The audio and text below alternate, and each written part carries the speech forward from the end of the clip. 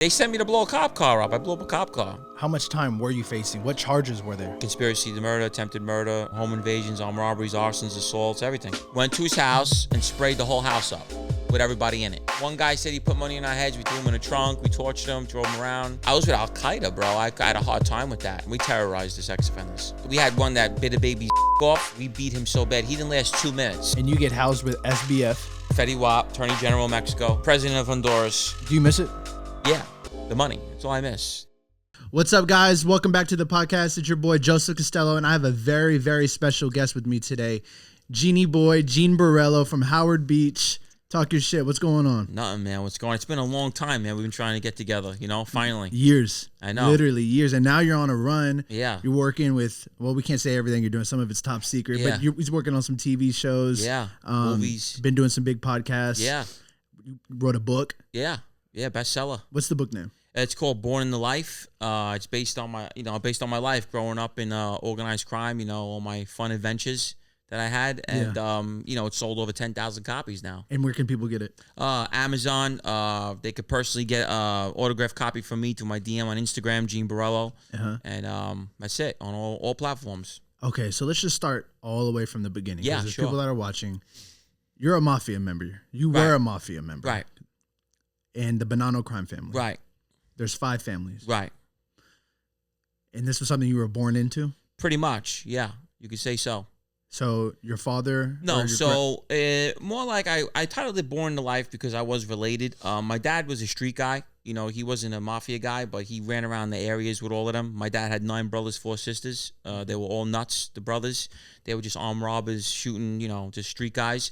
My mother's side, her uncle was Fat Andy Ruggiano. Okay. He was like one of the most feared notorious captains, maybe of all time, one of the most respected guys. Killed lots of people for Albert Anastasia, the Mad Dog, Murder Inc. Yeah, that's who he came up under. When they killed Albert Anastasia, he actually had to go into hiding. Him and Tony Lee, and then Don Carlo brought him in and says, "We want these guys," and made them captains and ran the area of Queens. And that's my mother's godfather. And so you were young. Did you know what was going on in your mom's side of the family? Yeah, I did. My dad also had a first cousin named John Borrello, Johnny Boy, who he was killed. He was a fucking lunatic like me, but times 10. They killed him at 22 years old. He was mob hit. They clipped him. He had 4 murders at the age of 20.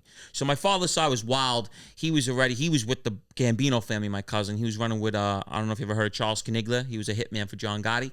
That was his guy. Okay. So my father's side had it, but it was just limited. But my mother's side was mob royalty. Right. This Ruggiano. is royalty. So, you said his name and, people just got scared. You know what I mean? So, that was my relation. And then growing up in Howard Beach, Ozone Park, everybody's related. Mm-hmm. Everybody's related. We had 4 bosses living out of the 5 in one neighborhood.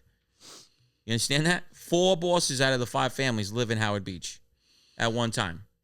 Was this John Gotti's era? Yeah. And so you ever saw him? Yeah, when I was a kid, but I never met him. You know what I'm saying? But I know his whole family. You know what I mean? I know his whole family. I grew up with his oldest grandson was my good friend. The youngest grandson worked for me directly. So everybody in that neighborhood at that time everyone's a bookmaker, everyone's a loan shark, everybody's robbing. It's just the most corrupt suburb, and it's $1 million neighborhood. That's the funny part. It's mansions. That's the funny part. You would never know it. So you see your uncle get killed at 22. No, my cousin. Your cousin. That was 96. I was a kid, yeah. Right. And then I'm assuming you're not doing too well in school. I was a horror show. Okay. Absolute horror show. And you kind of glamorized by that life at some point. Just being a criminal, and at the age of 15, 16, I want nothing to do with school. I didn't like it. I was always in self-contained, not for being dumb, but for being bad, hitting kids with chairs and fights and just not doing shit. So, I just wanted nothing to do with school. So I ended up leaving school at 15, 16 years old and just doing petty crimes, little bullshit. And then I just got worse and worse, At what point did they bring you into the mafia? Organized crime, I started my mob career at 18 years old. And what did that look like? When they brought you in, I was always around them, hung around, but I officially started. I wasn't officially with a family, but I was hanging out with different families, different crews, and then I eventually got with a crew at 20 years old. Okay, and this crew was a Bonanno crime family. I was with Ronnie G, Giallanzo, Vinnie, Asaro, the Howard Beach Bonanno Queens fraction. Okay, and Ruggiano, what part of family was he in? That's Gambino. So Gambino and Bonanno, Howard Beach, they split. That's what's all over there. What made you not go with Gambino? Because you had relations. Yes. So I tell this story. It was more of a beef that I had with a kid. I had beef with this kid, Phil Galena. I went through the story in another podcast. He had paid Albanians to kill me. They shot into a car. They shot my friend to her neck. They shot my other friend in the car. While you were in the car? Yeah, they tried to kill us in the car. And there's a story behind it. We beat the kid Phil up. We cracked the bottle over his head. He put money on our heads. And long story short with that, I went to the Gambinos, Al Trucchio, who I was supposed to be with originally, Mike Rocky 40 and Hootie's crew and all them guys. And I said, I'm killing this kid. I'm getting him. They're like, no guns. Al wasn't into the gun scene. His father was, Ronnie One-Arm, but he was already gone for life. He was a fucking murdering bastard. He would have been okay with it. He was sicko. But the son wasn't. The son was just a big, big money guy. And cool guy, though. I liked him a lot. And he says, Gene, that gun shit, no, we're not doing that. And the kid's Phil's father was a wise guy with the Gambinos. So he was deported from the Pizza Connection, so they didn't want to get involved. So I went to the other side, and Ronnie G goes, get him. I got you back. Don't worry about it. Do whatever you got to do to him. And then I did some wild shit. I went, after him. What'd you do? Oh, forget it. We were putting camper vans in front of his house, stolen camper vans, sitting on him waiting to come out. But we found out he went to Italy, took off. Okay. So we had to wait. So we had to lure him back. So what I did was I took a Tech 9. You ever heard of a Tech 9? Yeah, it's like fully automatic, right? No, it's not fully. It's big semi, but it got 28 bullets, and I put it all in his house with everybody in it because he did a scumbag move and shot into a car. Wait, what age was this? I was 20 years old. And you took the Tech 9, went to his house. Went to his house and sprayed the whole house up with everybody in it. Who was all in there? I didn't give a fuck who was in it. And I'm going to tell you why. Family? We're not supposed to do that, but I did that because he did a scumbag gang member move, as we want to call it. Okay. He shot into a car with innocent people in it and shot my innocent friend through the neck. That's not how you get a target. So he did some grimy shit. So they're like, you go do grimy shit now. So I went there, I shot his house up. I put 20-something bullets into his house. I went back 2 weeks later. I did it again. Yeah.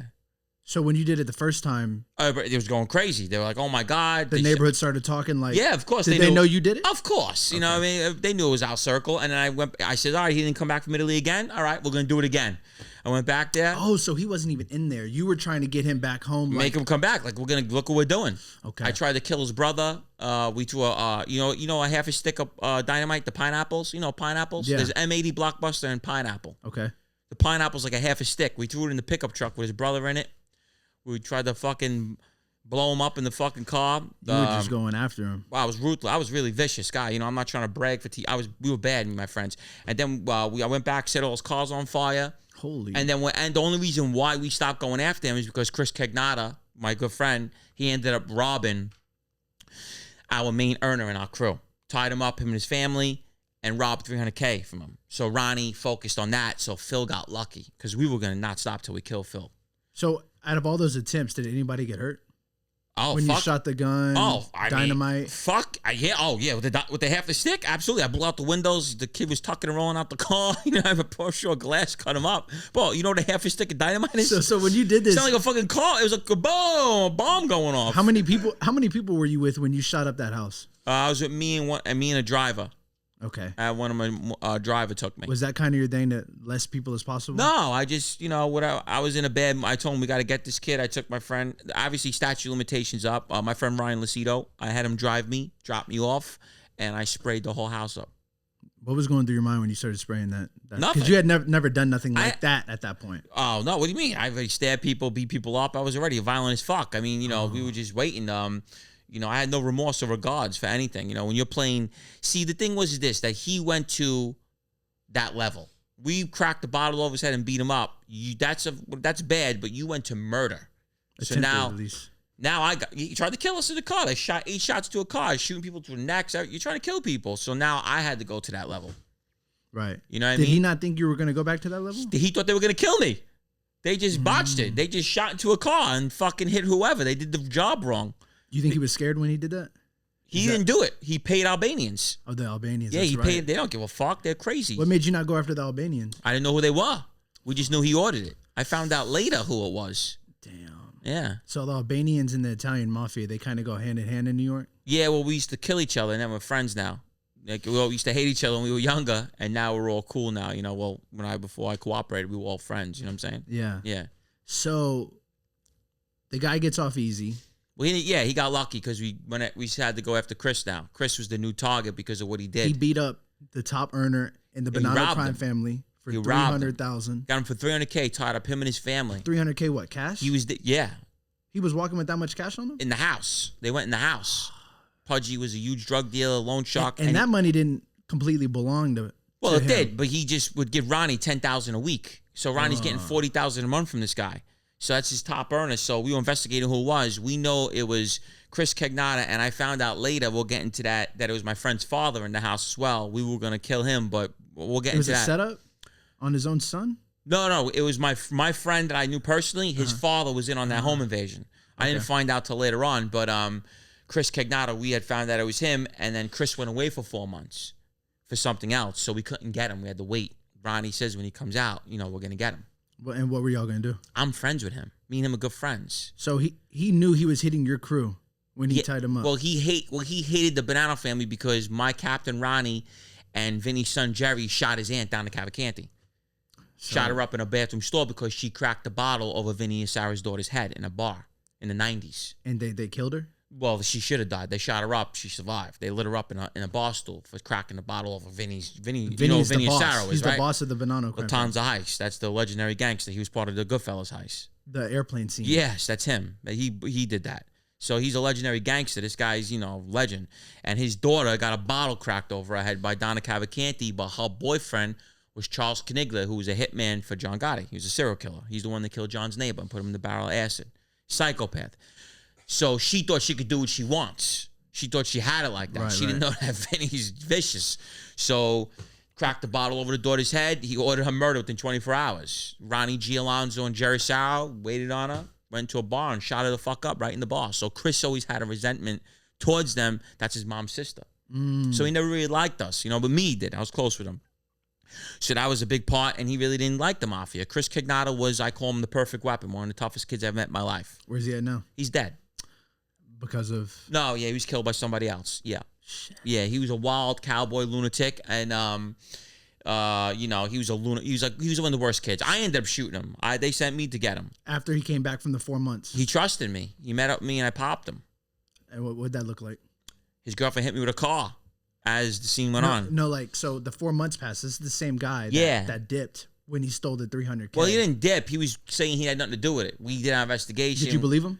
I knew it was him. We all knew it was him. We just couldn't prove it. Then we got a way of proving it. And then Ronnie said, don't kill him, but pop him.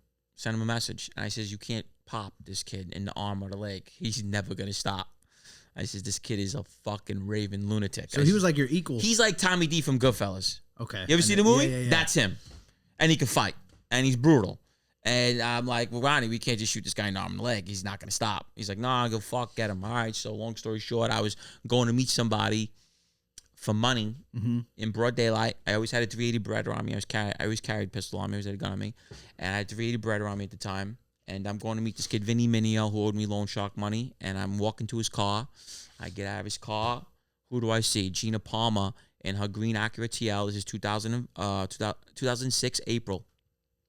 And he sees me and he gets out the car. He must have got worried. He's like, yo, you looking for me? I says, no, what are you talking about? You're not, but I just want him to get close to me. But the gun's not cocked. So I got away from the close door, get around. Once he got around, I pulled out the gun and cocked it. And he was fucking shocked. And I started chasing him around the cars. And then he went around a red expedition. He got free and then I fired 4 shots at him. Boom, boom, boom, boom. I didn't follow the orders because I wasn't supposed to do that. You know what I'm saying? I ended up getting him in his right arm. And then she cracked me with the car. She drove the car into you. Yeah. This is on federal paperwork. This is not like a story. This is on like documents. Like, yeah, she admitted to it and everything. She cracked me with the car. What, did you fall down and... She put me in the air. Boom. Landed on my ass. I got up, grabbed that fucking gun, grabbed my phone, and fucking limped away because I was only a block away, and I got away. And he was laying on the ground? Well, no, he got hit in his arm. Okay, but, so he ran off. Yeah, and he went to the whatever he did, patches, did what he had to do. And this was your friend? Yeah, well, that's how it works. Right. It's always your friend getting your friend. And then he shot my house up with a machine gun about 30 days later. What were you doing in the house when you saw the bullets coming? I was with my girlfriend laying in bed. My grandparents were in the other room, and he fucking sprayed the whole house up. Damn. Almost killed my girlfriend at the time. I slid her off the bed. Nobody got hit, though? Thank God, no. And as soon as the shots, when the smoke cleared, you knew who it was in your mind? Of course. Yeah. I knew. we knew it was him. So what happens then? Now it's eye for eye. So basically, this was the feds call it summer of. They call it summer of '06. They call it the war. We went to war. It was a full blown war, going after his friends, going after each other, shootouts, car bombings, you name it. We went out to war. The only reason why it stopped because we tried to kill him in his car, and I ended up shooting his cousin because we had got a tip on him that he was hiding out in the back of Lindenwood, driving his uncle's truck, and me, Ricky Kessler, and Bobby G rolled up on him. And me and Bobby were ordered to kill him, but Bobby froze up. Bobby didn't shoot. I was the driver, and I ended up firing into the car. I didn't get him, and I shot his cousin. But after that, he knew we were trying to kill him. And what ends up happening is that he caught a case, I caught a case, and Ronnie caught a case, and we all went away. That's That's why it stopped. It was never going to stop. You know what I mean? You never got locked up during all this with one of your enemies, did you? Like in the same area? No. Okay, that doesn't happen, right? What do you mean, like locked up? Like if you catch a case and that kid caught the case at the the same time, they're not going to happens. put you in the same center. They don't know if we're enemies or not. Okay. You know what I'm saying? But no, I've never happened, no. Yeah, that could be fucked up. Yeah, Rikers Island, I see that all the time with gang members, What was Rikers Island? How old were you when you went into Rikers Island? 18. 18 years old. Yeah, I did I did a total of almost 40 months in Rikers Island through my life. And you get to Rikers Island, you know it's going to be messed up when you get in there. Right. You get in there and what's it like right off the bat? Yeah, it's a fucking war zone. You know what I mean? It's like not even exaggerated. It's the worst county in America. It beats out LA County, which is the worst, and it's just nothing but violence, nothing but nonstop chaos. Is there a lot of gangs in Rikers? That's all it is. Like Bloods, Crips, Batias, which is a Dominican gang, Latin Kings. The MS-13s can't live in the state in Rikers Island. They can't go in population. Why not? Only in Long Island. They can't. They'll get killed. They can't go in pop. They're hated in there? Yes. By all the gangs? Yes. They cannot go in population. Is there a reason? Yeah, they do fucked up shit. Okay, so they're not respected. Yeah, you're raping women, you're killing kids. Yeah, they're not going for that shit. In Long Island, they could rock. There's so many of them. So they have their whole Nassau County and Suffolk. There's tons of them. But in the 5 boroughs, they're not going to population. In the feds, they're good too because there's thousands of them. But in Rikers Island, they're lunch meat. You get to Rikers Island. What year is this? 2003. That was my first time. 2003. So you get in there, there's nothing but Bloods and Crips, and you're like, yeah, I'm a part of the Bonanno crime family. Well, no, I don't say that. Okay. You can't say that, but like you're supposed to claim where you're from. No, yeah, I just tell them where I'm from, and I'm Italian, and I had a lot of altercations at first, and then we got cool. Everybody started liking me, and then I became friends with a lot of the gang members and stuff like that. Was there anything you saw in there that stood out with yeah, you people to this getting day? cut, Well, no, it became usual. Okay. Because I ended up hitting the guy in the face with a soap and sock. I cracked his face because he punched me in the face. A soap, so you put a bar of soap in two bars of soap, and you lock it in 2 socks, and you knot it. It's like a fucking brick hitting you. And you hit him in the face. Yeah, I hit him. I blindsided him with it because he chipped my teeth. For what? What was this all over? Petty Trying to stuff? take my PIN number for the phone. Damn. You got to fight to sit in the chair. You don't get chairs. You got to fight to have your own chair. So something that small, if you were just to be like, man, whatever, like, no, you can't do that. No, it's over. They're going to come take everything then. Even if you don't, like, you're not in the mood to come fight, no, you're man, you can't do that. You have to. Yes, bro. Unless you're done. That's it. They'll just They'll start know you're with it. you. It's called. That means you're with it. That means you're gonna be paying rent. You're gonna be getting tortured. Gosh damn. Yeah, you don't want that. So you get out of Rikers, and not a bone in your body is like, I want to go get a regular job. Hell no. I don't want to do this shit No. anymore. I No. can't. I don't want to hang out with you guys. Absolutely not. No. So you get back out and you get straight back to it. Yeah, straight back to it. Bookmaking, loan sharking, arm robbing. Bookmaking. I don't think people are going to understand. Bookmaking. Bookie, like you take action, legal sports betting. Right. This is before the internet, really. Before the internet It was took just off. starting in 2004. Just went on. We started doing overseas. That's I've done offices beforehand. Was when you had to do it manually, but then it came Caribbeans overseas. You give accounts out, and you have sites. So the Mafia, that was the biggest earnings for the Loans Mafia. and sports, yeah. Loans and sports are the Loan moneymakers. sharking and sports was the biggest earns for them. And a lot of these dudes that are betting with you guys, it's on a credit. Yeah, so you'll get a weekly credit. So Monday to Sunday. So it's always a week behind. So let's say you bet from Monday to Sunday. Right. You don't have to pay out till the following Friday. Okay. But you're still going for that other week. It just keeps going. You know what I'm saying? So it's a loop.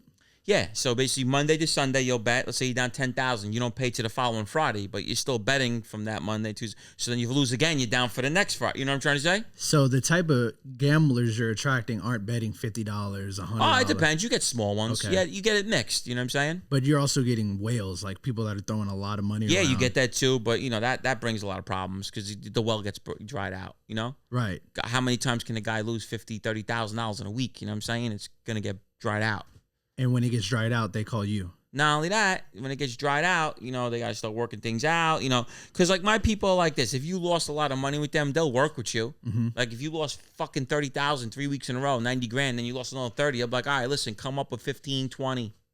Give you a break. So who's financing this? Vinnie? He's financing Ronnie, the whole Ronnie G and Jackie were the bookies. So they're putting their own money out. Yeah, well, it's all risking their money out. Not really risking. I mean, because at the end of the day, it's all credit. So when you open up this site, these accounts are $10 a piece. Yeah. To keep them going is like $400 a week, but you probably got like fucking 100 accounts.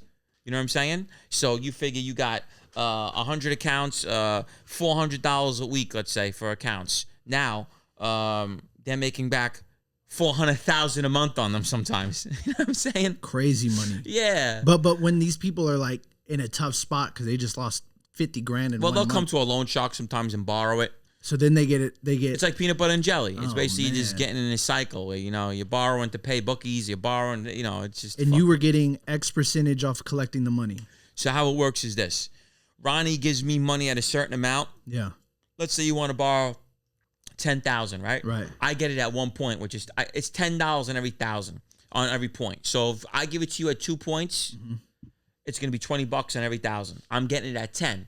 So I'm getting it at $10. You understand? So if you borrow 10,000 from me, you're gonna give me $200 a week. I make $100 off it every week. You understand? But that's not usually how we do it. I'll put it out for 3. Ronnie will give it to me at 1, and I'll charge 2. So we all make a point. Okay. You know what I'm saying? Yeah. So I'll make 2, whatever. But a lot of these times they're taking out loans just to pay bookies, the gambling debt. Yeah, it sucks. Or you know, sometimes they, you know, their mortgage or things like that. You know, stuff like that. You know. Wow. And tell me a story when, you know, somebody was in hot water, they haven't paid, and now you have to come in and do whatever. Right. So we had a real bad situation with a guy named Simone. Simone wasn't even a sports bet; it was a loan sharking business, and he had owed Ronnie like $250,000, $250,000, and Ronnie knew him for a long time. Ronnie trusted him, and Ronnie was away for a while. When he came home, me and Pudgy told him, said, "Ronnie, listen, this guy's not the same. He's jammed up. He's doing drugs. Don't give him no more money." Ronnie's like, "Don't tell me what to do with my money. I know him 20 years." So he gives him more money. So his turn-in, I think, was like $2,000 a week. The following week, he's supposed to give like $2,500. He shorts $500. Now, if you understand Shylocking, if you got out $250,000, you should be making like $6,000 a week. How the fuck are you short on the turn-in? That means you're upside down.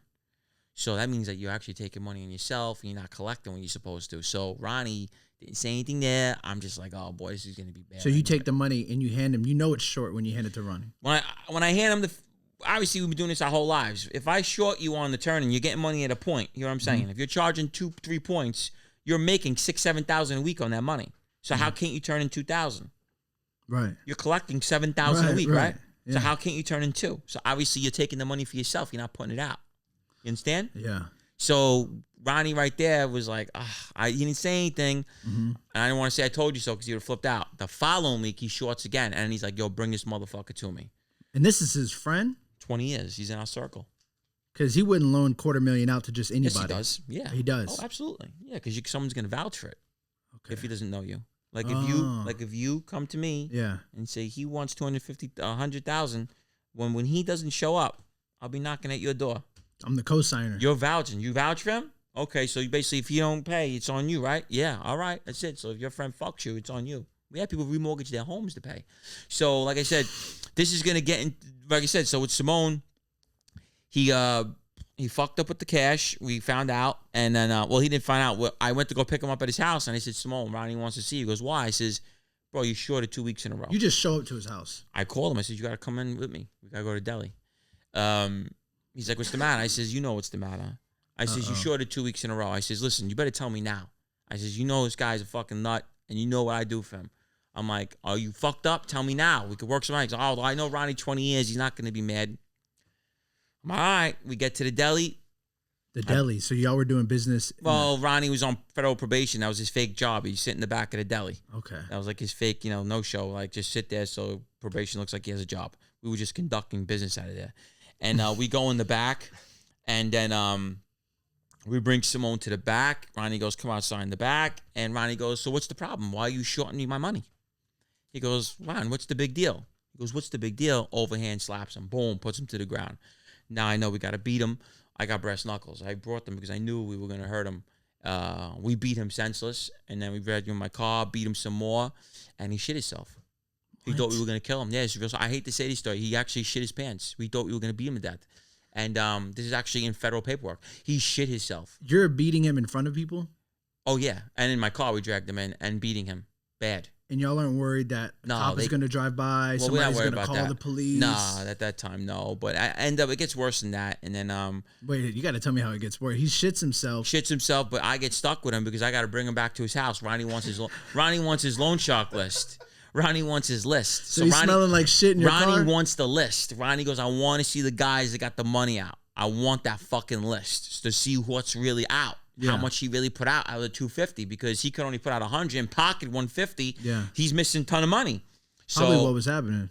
Look, so Ronnie's been doing this 30 years. Ronnie knows the fuck he's doing. So he goes, Gene, don't leave his sight. I want that list by any means necessary. So I call Pudgy. Pudgy hates Simone. Pudgy's in our crew. And I'm like, you got to meet me by Simone's house. He's like, oh, boy. He already knew. So we go upstairs in front of his wife and his kids. Got to sit down with him. He's all beat up. So you go inside the house. In the house. He got shit on him. Beat up. Bloody. I said, you got to put, I made him go in the bath. I made his wife put him in the bath. Waited for him to come back out. Yeah, it was fucked up. And I says, listen, I told the wife, I understand, the situation, but go in the room. He can't leave. I can't leave until I get my list. Mm-hmm. And he didn't want to give it to us. So now what was he saying? That's his livelihood, he's saying. But he didn't want to give it to us because he knew he was fucked up with a ton of money. He knew it was going to be worse. The proof was on the list. Once I get the list, we know who's really fake names. If you're just putting names, So I end up having to put a knife to his neck, beat him up more through the house. And I put a knife to his throat. And that's how I got the list. And then we got it. And he actually was short $150,000. Then what? What happens then? Then you go tell Ronnie. He went nuts. And then, the names that we did have, we took the money. And it was enough to, look, so the list added up enough to be the turn-in. You understand? So Simone's turn-in was $2,500, but $150,000 was missing. You understand what I'm saying? You understand, right? So the 150 is missing, but he put out enough, like $100K covers the turn-in. Just to cover his ass. No, to cover the VIGs every week, but there's still 150 owed. How's he getting his 150? Right. You owe 250. So eventually, months later, he had to sell his home. He had to sell his house. How did y'all come to that conclusion? He was begging, like, I'll find the money, money. No, it got worse. I actually had to go to the house one time. I pushed the door in because they were trying to, hide. And I had to push the door in and go upstairs. It was becoming, real chaos. And then he went to somebody, and they were telling him, we can't help you with these people. You're with them. On top of it, he's with Ronnie. He's trying to go to other people for help. And it came down to it where we just told him, if you don't pay, we're just going to kill you. And he said, well, okay, the only way I can get this money is... Sold the house. He sold it. And he sold it to Ronnie, or he just sold it and gave the money? He actually came out with his own, the deal was, so the house was worth $700,000. He only owed $200 on it. So he gave Ronnie back his $150 and he kept the rest for himself. And he's a junkie anyway. He was like a fucking drug addict. Who knows what you know where this guy is now? I don't even know. No idea. Holy shit. Yeah, so that's how it works. You think you're best friends with the mob is very vicious, So he knew this guy 20 years. Yeah, right? But he's wrong for that. You know what I'm saying? You don't play with the wise guy's money like that, bro. You know what I'm saying? He died just because he knew him. He could short him. He'd be all right. Are you kidding me? Shorting him and that kind of money out, it's a lot of money. You know what I mean? Ronnie's very strict with his money. Really bad. You can't short him $10. When you say he lost it, Ronnie, when he found out, what did it look like when Ronnie G lost Ronnie it? goes into rages. He's an explodes. You know what I'm saying? Wow, he's an exploder like I am. Hothead. He's a real hothead. And basically, he goes into rage. I'll kill this motherfucker. I was like, let's just see what we could do. And at least we were collecting enough for the turn-in. Right. He was still getting his turn-in. You understand what that means? He's still getting every week there's turn-in. Right, he's still getting his weekly. Still getting his weekly VIG because the 100,000 covered it, but the 150's missing. And it wasn't going to get back. That wasn't going to come back. So if he collected the 100, still 150 missing. He gave him 250,000, so he wants his. Did you ever find out what he did with that 150? Yeah, he was a drug addict. He was taking it for himself, paying bills with it. Just using it. He had access to it because Ronnie trusted him. So Ronnie's like, Ronnie's worth $35 million. Ronnie's house is $3.2 million. Ronnie had a 7th grade education, but he was a fucking 7th grade education. Couldn't read or write. But he learned in jail, but he can make money. And he's a tough dude. Bully like. So he wasn't just some office. He was extorting a stockbroker from him, taking $100,000 a month. He put it all out in the street for 3 years. He got 7.5 years for that. For extorting a stock. It was a boiler room. There was a crooked boiler room, and he was shaking them down. Like Wolf of Wall Street? Yeah, like that kind of stuff with the boiler room. They all got pinched, and Ronnie got caught with it because Ronnie was fucking sending guys in to beat guys up to take their books to get more customers. All kind of shit they were doing. Taking $100K a month, bro, for years. And he took all that money and locked it out. He had $3 million in the street in loan money. Damn. Yeah, so he's making a fortune plus his sports business. This guy was doing like $300,000 a month, bro. When Ronnie had all that money out in the street, and I collected it. A lot of the business is predicated on people paying back. Was he stressed out all the time? Not at all. He always gonna get his. He wants them to keep it. He wants the weekly money. You don't want $35,000 a week for the rest of your life, right? He don't care if you pay it back or not. Just keep bringing the vig. So they became slaves to him. Financially. That's what happens. Then, after a while, he'll give you a knockdown. You know what I'm saying? After a while, he'll give you a knockdown after like a certain amount of years. Take some off. Like, all right, you owe 200,000. Start giving me 1,000 a week. I'll take it off the top, which takes years. Right. If you're doing it for that long. You know what I'm saying? So when Ronnie goes to jail, not when he goes to jail last time, but right. Who takes over the financials? Who takes over the bookie? Who takes over his crew? Watches it for him. Does it for him. Okay. Me. When I came home in 2010, I was running everything for him. Okay. Fucking headache, bro. A lot of shit. So it did have you stressed out. Bro, they tried to make me go after a wise guy. It was getting bad. A guy he met in jail, fucked him over on money. I knew my boundaries. You can't just do that. I ended up doing it. I almost got in big trouble. A lot of shit was going on when he was away. Is this the guy you beat up in front of his wife? No, that's Angelo Giuseppe. In front of his mother. What made you do that? So he called Judy a fat cunt, Ronnie G's sister, and by the park. And Vinnie and them wanted me to go get him. And what ended up happening is that he wouldn't leave the house for like 2 days. And I seen cable guys going in his house. So I went in with the cable guys. And I beat him. And I beat him with a baton. The slide out batons? I broke his hand, everything. I beat him all over the house. And then the apartment was small like this. So the baton was hitting the ceiling. Oh, I was swinging. But I ended up getting him. And it turned out that his uncle was a captain with the Genovese family. Conrad, and it was a little situation. You didn't know that at the time? We didn't care anyway. It didn't matter. You can't talk to Vinnie Asaro's niece like that and Ronnie's sister. You're going to get dealt with in front of people. Lucky you can get shot, And that's a different story than the one I was expecting. I was talking about the one where I think you robbed a maid guy, or you robbed somebody in front of the wife, and the wife came out with a gun. And that's Ali Shades. Yeah, that was a bad one. I was only 20 years old on that one. So you got sent by who to do this? Oh, it was just a score. We didn't even know. Wasn't sure what gangster it was. We were young, and so you were just out there robbing gang members. Yeah, we were tough guys too. Yeah, we were taking from everybody. And you knew these people were deep in the mafia. Well, that's where the cash is. They got the cash. A doctor doesn't keep cash in his house. A drug dealer does. A gangster does. You know what I'm saying? Yeah. You're not going to go in a doctor's house and find $300,000 cash. You know what I'm saying? You knew he had the money. Of course. He's coming home with $75,000 in a briefcase. And you met him out when he had the briefcase. I tried to get him in his alleyway. We sat on him. We had the whole layout, except he didn't give it up. I almost got shot by those big Suckety Sam shotguns. The big ones? Wait, so you never got it? He fought me. And Fist fight? He fight me. I was cracking him with the gun, everything. And then the fucking wife came out with the shotgun. Freeze. And I shot her way to get me out. I thought she was going to shoot me. It was a double barrel. I seen, the big double barrels? The thing would have blew me away. I shot her away and ran out the yard.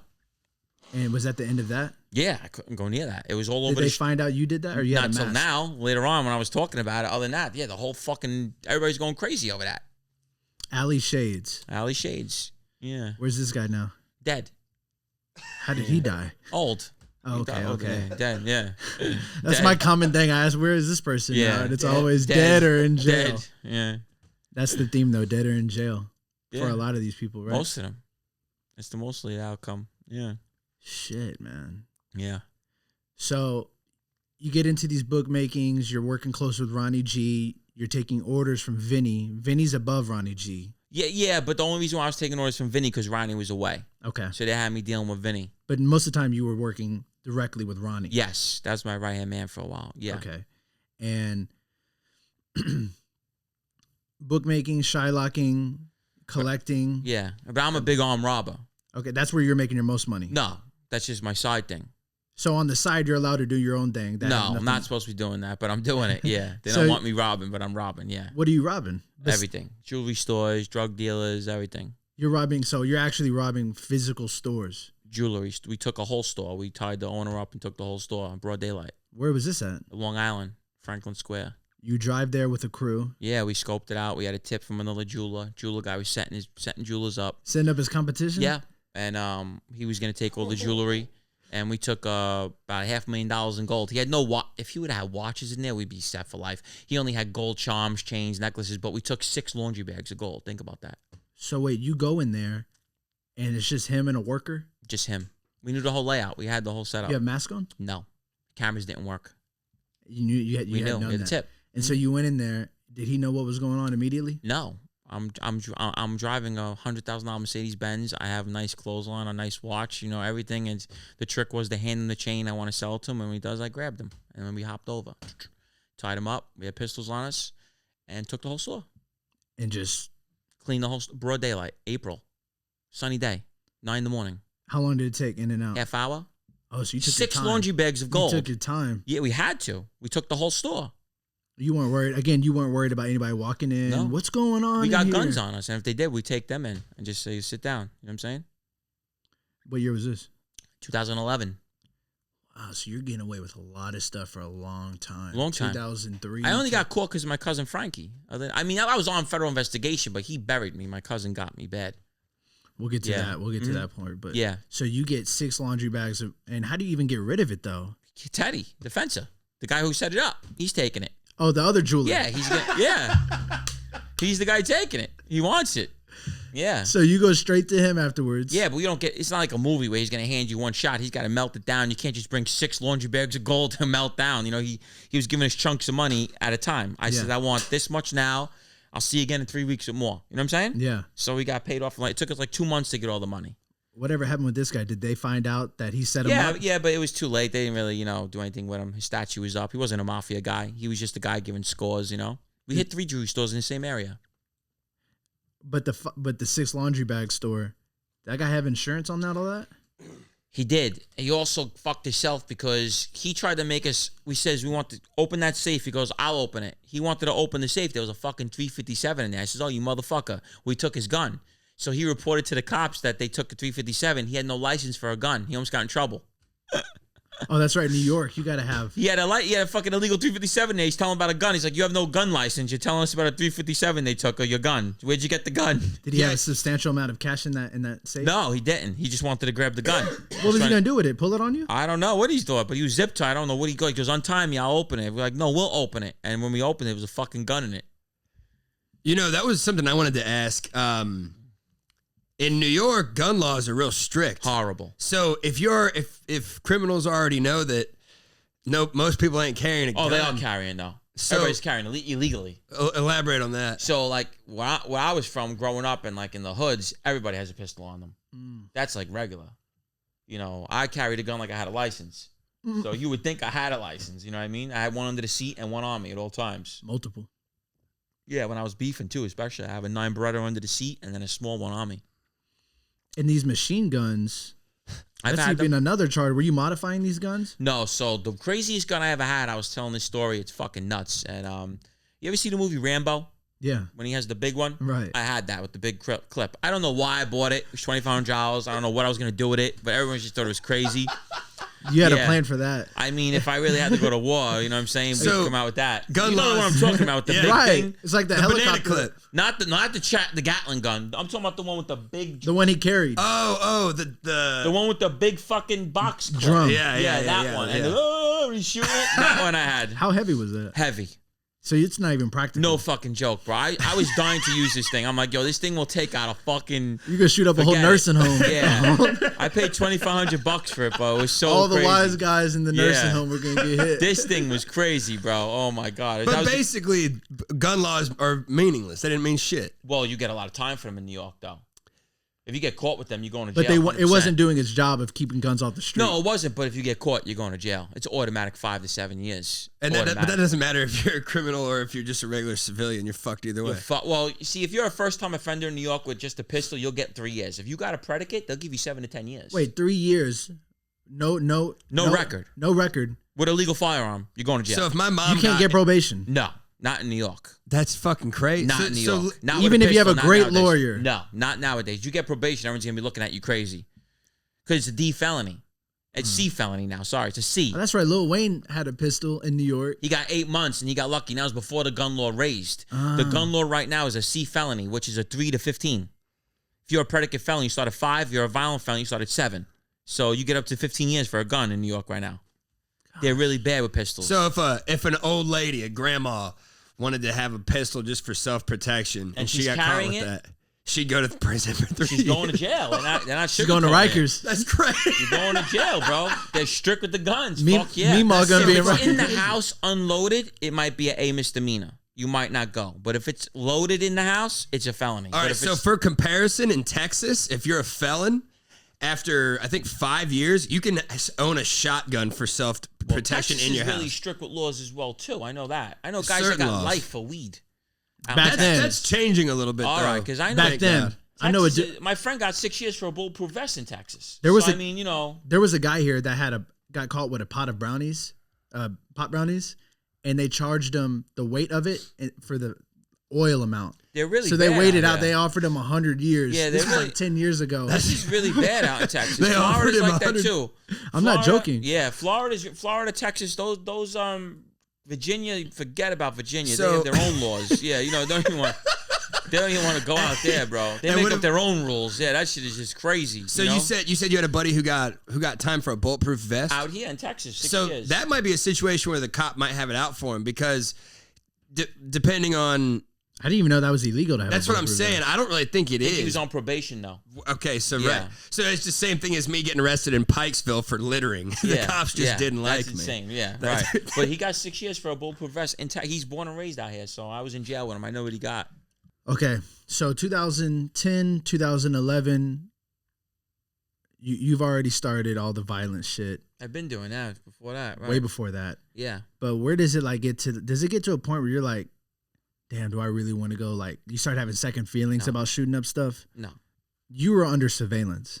Pretty much. I mean, for a while, where your crew was. Obviously, yeah, absolutely, yeah. And did FBI agents ever come up and be like, hey, here's my card? No, they don't do that. That's the thing with the FBI. You'll never see them until you know you're done. So how the FBI works is you'll never see them. You'll never even think they're watching you. When they do present themselves to you, I was saying this on a little podcast, it's a thing that we know in the neighborhood. If they ever present themselves to you or give a card to you, you're indicted. That means you're on indictment. Okay. You're going to jail within the next 6 months or 90 days. They're going to say, here's a card. That means call them if you want to cooperate. Or they're letting you know, hey, if they ever approach you in any way, you're on an indictment. You're going to jail. Because I heard Michael Francis telling these stories where they would follow his family around in cars. That's like old school shit because they didn't have the technology they had. This is the 80s. Okay. You know what I'm saying? Nowadays, you'll never see them. They can watch you from 6 miles away. You know what I'm saying? But your era, The Sopranos had already come out. Right. That's not really the Mafia to us, though. Yeah, I wanted to ask you about that, right? Yeah. So everybody that's watching this, the only things they know about the Mafia is Goodfellas, Casino, Godfather, is the realest one. And Sopranos. Goodfellas is the realest one. That's the realest one. Yep. That's the best one you're going to get the knowledge of. Best, realest one. Okay. Mm-hmm. And the rest... Donnie Brasco, too. That was a good one. Yeah, that's based on the Bonanno family. Mm-hmm. Really? Yeah. Sonny Black? That's all Bonanno, Brooklyn guys. Oh, yeah? My boss is best friends with Lefty Guns, the real one, Benny Ruggiero. The one that played Al Pacino, the real one, that's Benny Two Guns. Was he really living like that in that apartment Killed and stuff? Dozens of people. I mean, they made him look a little schleppy, but yeah, he was a killer. Really? Stone cold murderer, yeah. Panicking in the car, wondering if... It's Hollywood gets a hold of. He's a fucking psychopath, these people. Yeah, these guys are all lunatics down there. So they like when shit's going south and a normal person will get paranoid and stressed out, how are these wise guys behaving? Well, I mean, It depends, you know. I mean, you know, obviously we always think we're getting locked up. You know what I'm saying? You know, we know what we're doing. We just don't know when it's gonna come. You know what I mean? So, you know, jail is just a part of that life. So you really just, you know, you gotta understand it comes with it. You know. Were you comfortable whenever you got locked up? Yeah, I was fine. Really? It didn't faze me. Yeah. Nothing. But when you started looking at big time, well, that was different. I was more mad when I cooperated. I was more pissed off about what they did to me, what people did to me. That was more out of spite. I did it. okay. It wasn't even about the jail time. Before we get there, did we have any other notes? Because that's going to be a big segment when we get to the final part of when you got there. What's the most fun crime to commit? So, I know it's going to sound sick. Yeah. I used to like hunting people. That was my thing. I like to get the job to sit on you, watch you, and get you. I like doing that. I took like pride. I did it. I was good at it. You know what I mean? So if they put me on a target, you know, I'll sit on you for days. I'll watch you, see when I get you the best time I can get you. What's it take to sit on somebody? What does that look like? So basically, I do it in high-end cars, so you really don't expect me. Mm-hmm. I'll put a fake plate over my plate. You know what I mean? I'll get a plate out of the neighborhood, just tape it over. I'll sit, you know, near your house or wherever. And if I got to beat you up or whatever I got to do to you, I'll just see the best time to get you. You know what I mean? Watch you, and then strike. That's it. So how many people have you actually hunted, like shot? I shot about 4 people. Yeah. And none of them died. No. Any severely injured? Yeah. The kid Luigi was severely injured, yeah. Yeah. And where did he get shot at again? His groin and his face. Yeah. Okay, yeah. Tell us about this story. This is the one we talked off camera. Yeah, so he what happened was he owed my friend Pudgy a lot of money. And he's a gang member as well. The gang member, organized crime guy. Yeah, Right. yeah. So he owed $45,000 and he stopped paying, and he basically said he wasn't going to pay no more. That, you know, get it how you got to get it, like being a tough guy with him. It got back to Ronnie. Ronnie told me to go handle it. You know, don't kill him. You know, so I sat on him. I had a kid named Sean Camarado set him up and bring him to the park. Mm-hmm. And he came to the park. He was in a Hummer H2, big H2 Hummer. He's a drug dealer. The kid was a drug dealer. And I told Sean, make sure the doors are unlocked. And I walked up to the car, I opened the door. I put the gun to his thigh. He grabbed the gun. Like this? Grabbed it. And then it turned into almost a homicide. I shot him in his groin next to his dick and then his face. What was he doing when you started shooting him? Did he say, like, he was get off me? I think he was high on Roxy's from what I heard. He was high on those pills, snorting Roxy. So I guess, you know, he felt brave, you know. And then I don't think I ever spoke about this part, but they kept pulling in this kid, Sean Camarado. He was the guy in the passenger seat, and they kept pulling him into the police. Mm-hmm. And they came with my mugshot to Luigi in the hospital, and I started getting paranoid. So I went and I told Vin, I says, I'm gonna kill Sean Camarado. So the guy that helped set him up. Yeah, because now I'm thinking that I'm on parole for a shooting. Uh-huh. I did the shooting on probation. I'm on probation for a shooting. That's So a 20-year sentence for me. Yeah. So I don't know if he's ratting or not. So I got paranoid, and I had told my guy, I had a lot of guys that worked under me. I was waiting to become a made member, but I had a lot of guys under me that loved me and did anything for me. I had a guy named Darren Elliott, and I told him we got to dig a hole 4 feet deep because anything past 3, the dogs can't smell it. So I you can't smell past 3. So we had to dig it deep, put it 4 feet. We covered it with a piece of plywood. I said, we got to kidnap this kid, Sean. We're going to kill him, and we're going to bury him in the weeds. I guess he must have sent something, or somebody tipped him off that Gene kept asking questions, and he took off to Vegas for a little while. So that saved his life, you know. It turned out he didn't rap because I didn't get locked up. So when he came back, I didn't care. You know what I'm saying? Did you see him again, talk to him? Yeah. He had no idea.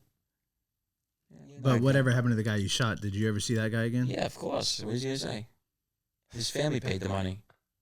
His family ended up paying the money? Absolutely. So he still didn't pay after you shot him? No, he was going. He basically was saying he couldn't pay it. We had another guy go to him, Frankie Car Wash. He was a Gambino guy. He went to the family. He says, they'll take care of it. Don't worry. It's going to be paid. And it was paid.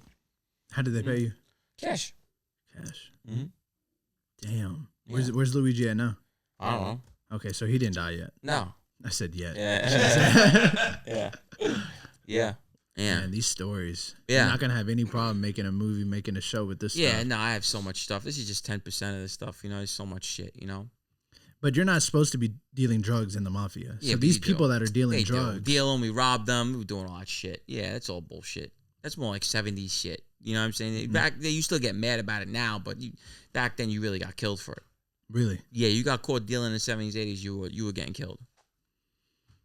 And they were doing it still then. They were playing roulette. You know what I'm saying? But if you got caught, your drug case, you're getting wiped. Wait, and you said some story about somebody you knew that was working for John Gotti that put a body in acid. Yeah, oh yeah, that's the one that do you watch any documentaries? Like John Sr.'s son got hit by a car when he was a kid. I heard about that. Yeah, so they put the neighbor who did it in a barrel of acid. Charles Caniglia did. While he was alive? Yeah. So they basically tortured this dude over a mistake, or wasn't a mistake? It was a mistake. So a complete accident. They go drag him out of his house. The mother got him killed. John Sr. was trying to let it go. The mother wanted him dead.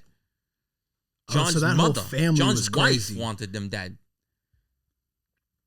Yeah. So the senior was gonna let it go? Not let it go, but he wasn't really hot. It was an accident. He was going slow. The guy shot out. He shot out in the street with a bike in a moped, and he hit him. Wasn't mean to do it. So the wife was pretty twisted too. Oh, she was attacking the wife in supermarkets, all kind of shit. Yeah. She was the one going crazy about it. And then I don't understand why he would just not leave though. Like I just can't comprehend that. Like at the end of the day, even though they're saying you're good, I still wouldn't believe it. You just killed, at the time, a captain's with a mean murdering team around him. They're all murderers around him. And you're staying 3 houses down from him. That's where you live, on his block. He lives 3 houses down from him. 2 houses down from him. Do you know the story of what happened? How they got him out of the house? Yeah, no, they got him out of a diner. They kidnapped him in a van out of a diner. And took him. That's it. Gone. Where did he even get a barrel of acid from? Oh, this guy was sick. He collected bones and everything. He was a psychopath. He What used was to it? have bones and shit. Charles Caniglia. Caniglia. Yeah, he's doing like triple life. Oh, so Wait, hold on. He's still alive. Yeah, he's just doing life. He's a sick fuck. Triple life. Yeah. So somebody's in a cellmate with him. Yeah, but he's like older now. He killed the Brinks truck guy. He got charged with that as well. They robbed Brinks trucks. They used to rob Brinks trucks. He shot the Brinks truck guy, killed him. Sick fuck. He killed the guy over commissary money. He forgot to send his brother commissary money. He stabbed him to death. Sick guy. You know what I mean? Can we touch real quick on the Yeah. bones? Yeah, that was always a rumor, but it was true. We always heard that he was collecting bones in his Human bones. Yeah. Yeah. But from murders or from in what Murders. capacity? So he would kill Murders. people and take a bone as a souvenir. He was putting them in acid. He was putting bodies in acid. Oh, he was keeping the acid bones. Yeah. Gotcha. Acid. Like a forensic files, man. Dinosaurs, man. Guy was a sick fuck. You know what I mean? There's a lot of them though, right? Not as that crazy. I mean, Tommy Karate was like him. You know, you have a few lunatics, Roy DeMeo, that crew, you know, chopping people up and all Would that you say shit. Sammy was a sick one? Yeah, well, he had a lot of people killed. Yeah, but he wasn't doing that stuff. That's different level. That's like serial killer. Yeah, that means you would have been killing without the mafia. You know what I'm saying? You Pretty just much. got that, you got just demented. You know what I'm saying? You just got lucky to be with the mafia and can act out your fantasies. You Is know there what I'm an saying? instance that you know where somebody did something so out of line in the mafia that the mafia had to kill them? No, I mean, there was an incident, my old boss, Joe Messino, he actually ordered somebody to die because he didn't like the way they told him that they did the murder. It's pretty fucked up. Like, I had you kill somebody, and you come back and tell me how you did it, but you don't like the way you did it, so I had you killed. And they ended up doing it? Yeah, it's pretty fucked So up. a lot of people died for no reason. Yeah, a lot with that mafia shit. You weren't paranoid that was going to happen to you? A few times I thought I was going to get killed, but I didn't. You know, I was doing a lot of fucked At up what, shit. what part did you think? Tell me a story where you... We stuck up the guy coming out the card place. I always talk about that. I should have got killed for that. You know, it was Tell us about somebody's that one. card game. You robbed a poker game? Yeah, well, the guy coming out of it, we got him coming out of it, and he turned out to be John Gotti's right-hand man, Quack Quack, his son, Junior Rogerio's, and Gambino spot. So we pistol whipped him, took $50,000 cash, a Masterpiece Rolex, and we had to give everything back. I got a little beaten over that. You know, it was a whole big thing. Who beat you? Ronnie, and me and his nephew did it, Bobby. We got a little crack around for that. What does that look like? Like Ronnie's like, don't fight back. I got to punch No, you. you just throw little punches and stuff. They saved me basically because I had to meet them in a funeral parlor basement. They always try to scare you. You know what I'm saying? So you know, So I you had was, to give I was back 20 years old. You had to give back the Rolex Everything. and the 50 grand. Yeah, everything. Everything had to come back. To him directly, or you gave it to Ronnie to give To him? Ronnie to get to him, yeah. And did you ever see that guy again? Yeah, I was cool with them. Not the guy I robbed, no, but the guy's place, yeah, I knew them well. I didn't know it was their place. We got a false tip. And that was your defense? Like, I had no idea. We knew it was a gangster's place. We just lied. We made it like we just didn't know it was theirs. You But know? you never saw Quack Quack again? He's dead. His son. It was his son's place. The son we got. His son was a tough guy, Junior. And you never saw that guy again? Yeah, I have seen him multiple times. He used to laugh about it. Really? Yeah, he didn't care. So it's not anything where, you robbed me 3 months ago. They know I wasn't trying to get him directly. You know what I'm saying? But you beat him bad? I just pistol whipped him a few times because he wouldn't give it up, and that was it. You know, it wasn't that bad. You know, I told him, I says, yo, this guy's a gangster. He was crying. They were mad. They were laughing. He was crying? Yeah, he was crying. Like in fear, like yeah, because I grabbed he had the money in a fanny pack, you know those things like strapped around his waist, and then I took that. He wouldn't give it to me. I hit him, and he was crying, and then the watch he wouldn't give it to me, and he was like crying, you know. So I was making fun of him. I was like, bro, this guy's a gangster. He's fucking crying. Was John Gotti's son super involved in the mafia? Which one? Junior. Of course, yeah, he's a boss. To what? Till he got locked up, and then then he became a cooperator as well. There's a lot of disbelief about that. People say he is and he isn't. Oh, he is. His 302s on him, 100%. Lawyers even could say it. He's cooperated. But he still walks around and says, "No, I never did." Of course, because he didn't put nobody in jail, but he did proffer. When you proffer, you're no good. He's shelved. What's proffer mean? Proffer means you sat with the feds. Whether they used you or not, you still gave information. You give up everything. Yeah. And you get immunity? He told on Mikey Y. The guy that shot Curtis Leeway for his fault. You know, when they said something bad about the father on the radio show, you know, the Guardian Angel, they shot him up in a cab. They pretend to be cab drivers. They lit him up in the cab, tried to kill him. He jumped out the window. John Jr. 302'd on that. Wow. Does John Jr., was he like his dad at all as far as like? Yeah, he was violent. Really? Yeah, he actually killed the guy himself in a bar. John Sr. never killed nobody himself. John Jr. actually killed the guy himself. Stabbed the guy in a bar. Yeah? Yeah. Okay, Vinnie, was this a violent guy? Vinnie who? My Vinnie? Yeah. Yeah, he's a psychopath. Okay. Yeah, multiple murders. Back in the day. Yeah, he's been killing since the 60s, yeah. Damn, and he was still in 2010. Ordering murders. He ordered me to kill a janitor, and then he switched 40, 50 years in the mob. Yeah, he's a 50-year veteran. He was a 50-year veteran. Wait, he ordered you to do what? Kill a janitor. Why? Because the guy hit him in a deli, and they switched it to beat him up bad. So I ended up beating him really bad. A janitor? Don't matter. He put his hands on him. Oh, he actually hit Vinnie? Yeah, he threw him to the ground. Over what? Dispute in the deli. He says he didn't know who he was. That's the only reason why he didn't die. If he would have knew who he was, then he would have died. Because it would have been blatant. Yeah, because it's like, I didn't know who I was putting my hands on. But if you knew who you're putting your hands on, he's getting killed. He would have got shot in the head, yeah. And you went over there and did what? What that I beat him in front of everybody with a billy club to send a message. You ever disrespect our people again, we'll fucking kill you. That was his pass. He was originally supposed to die. So Vinnie, Ronnie, these two guys loved you. You were willing to do anything for them, yeah. Anything. Yeah. In broad daylight. Oh, that was my favorite broad daylight. You never see me, you never expect it. Broad day was the best time. You never see me, you never be like, this guy's gonna come get me in broad daylight. You know what I'm saying? I come right in broad daylight. They'd be sick. Oh, snap. Yeah. And you had brass knuckles, guns, billy clubs. So I had a truck at the time. I had a bunch of nice cars, but I had the GL 450 bench truck, the big one. It just came out. I had 2011. And on the side, I had a side panel. And I had brass knuckles, taser gun in there, a mini axe, all kinds of weapons, gun under the seat. I had weapons all over the car. That's how I carried it. And whatever I was going to use, I'd have, you know what I mean? You had your own tools. Yeah, my own tools. Yeah, basically. That's crazy. Yeah. Man. But like when you start approaching the social media age, like 2009, wasn't allowed to have it. So you couldn't even be on the web like that. No, you couldn't have it. I didn't have an Instagram until I cooperated and came out. You couldn't but have MySpace? Nothing. Facebook? Nothing. And the reasoning was? They almost killed the guy in my crew for that. For having Instagram and posing with his shirt off like this. They were going to kill him, Mike Palmacio. He got shelved, slapped, abused over it and everything. Damn. Yeah. And what was their reasoning? Like, you're drawing too much attention? Just, it looks, it's not man. Like, you have to carry yourself as, a tough guy, a man at all times. No homo activity, you're dead. So that was real? Absolutely. Like, if you got caught doing gay shit, you're dead. Dead. No compromises. No, you're fucking dead. Yeah, you're dead. Especially if you're a member. Do you know anything? Like, anybody that happened to? They did it in Sopranos. That was based on a real true story. They did that when they killed the fat guy. Yeah. That's based on a real situation. Whose crew was that? Jersey Crew. That was real. Really? Yeah, that really happened. That movie was that show is based on Vinnie Ocean. Okay. The Jersey Crew. Okay. Yeah, that's what it was based on. Wow. So they killed him just for being gay? Yeah, you can't have that. But they had to have proof. And they had proof. They killed him, yeah. Wow. Yeah, you're dead. Gone.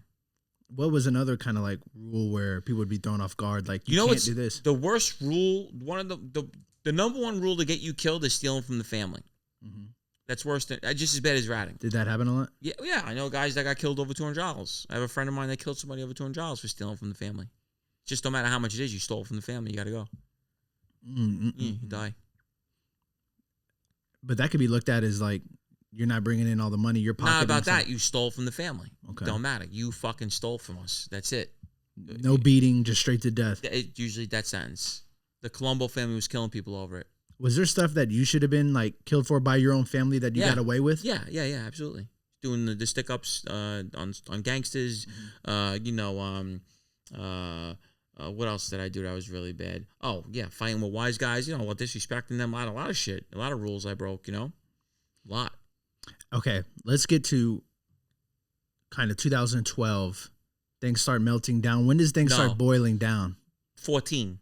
Okay, damn. So you were, that wasn't even that long ago, man. That's when I started making YouTube videos, and you were out there. 2014. That's when I melted. That's when everything went to the end. Yeah. What did that look like? Oh yeah, they would investigate me. My cousin was wearing a wire on me. They had me on all kinds of shit. I didn't know. Was your cousin in the crime family? Yeah, well, he was in my crew. I trusted him, and he was burying me. And then they locked me up in the state on a conspiracy case. And then I was doing things in Florida as well. We did an armed robbery in a jewelry store in Florida, and they got me on that. So they had me locked in on that. And then they had the case they were building federally for years. Okay, so they came and got you where? Going to a wedding. Yeah. From you Florida. Had no idea. No idea. I was going to my cousin's house, the one that was setting me up, and he had them all waiting for me outside. So when I came outside, they locked me up on a state organized crime case, a conspiracy case. And this was the marshals. State organized crime. This was at first. Oh. The state got me first. Then Florida superseded an indictment on me, and then the feds were coming with their indictment that they've been building for years. And who else did they hit at the same time? Just you? Just me. Just you? Yeah. And they didn't. Did you know something was off when they didn't arrest your cousin? I knew right away he was cooperating. Yeah, he said it in the courtroom.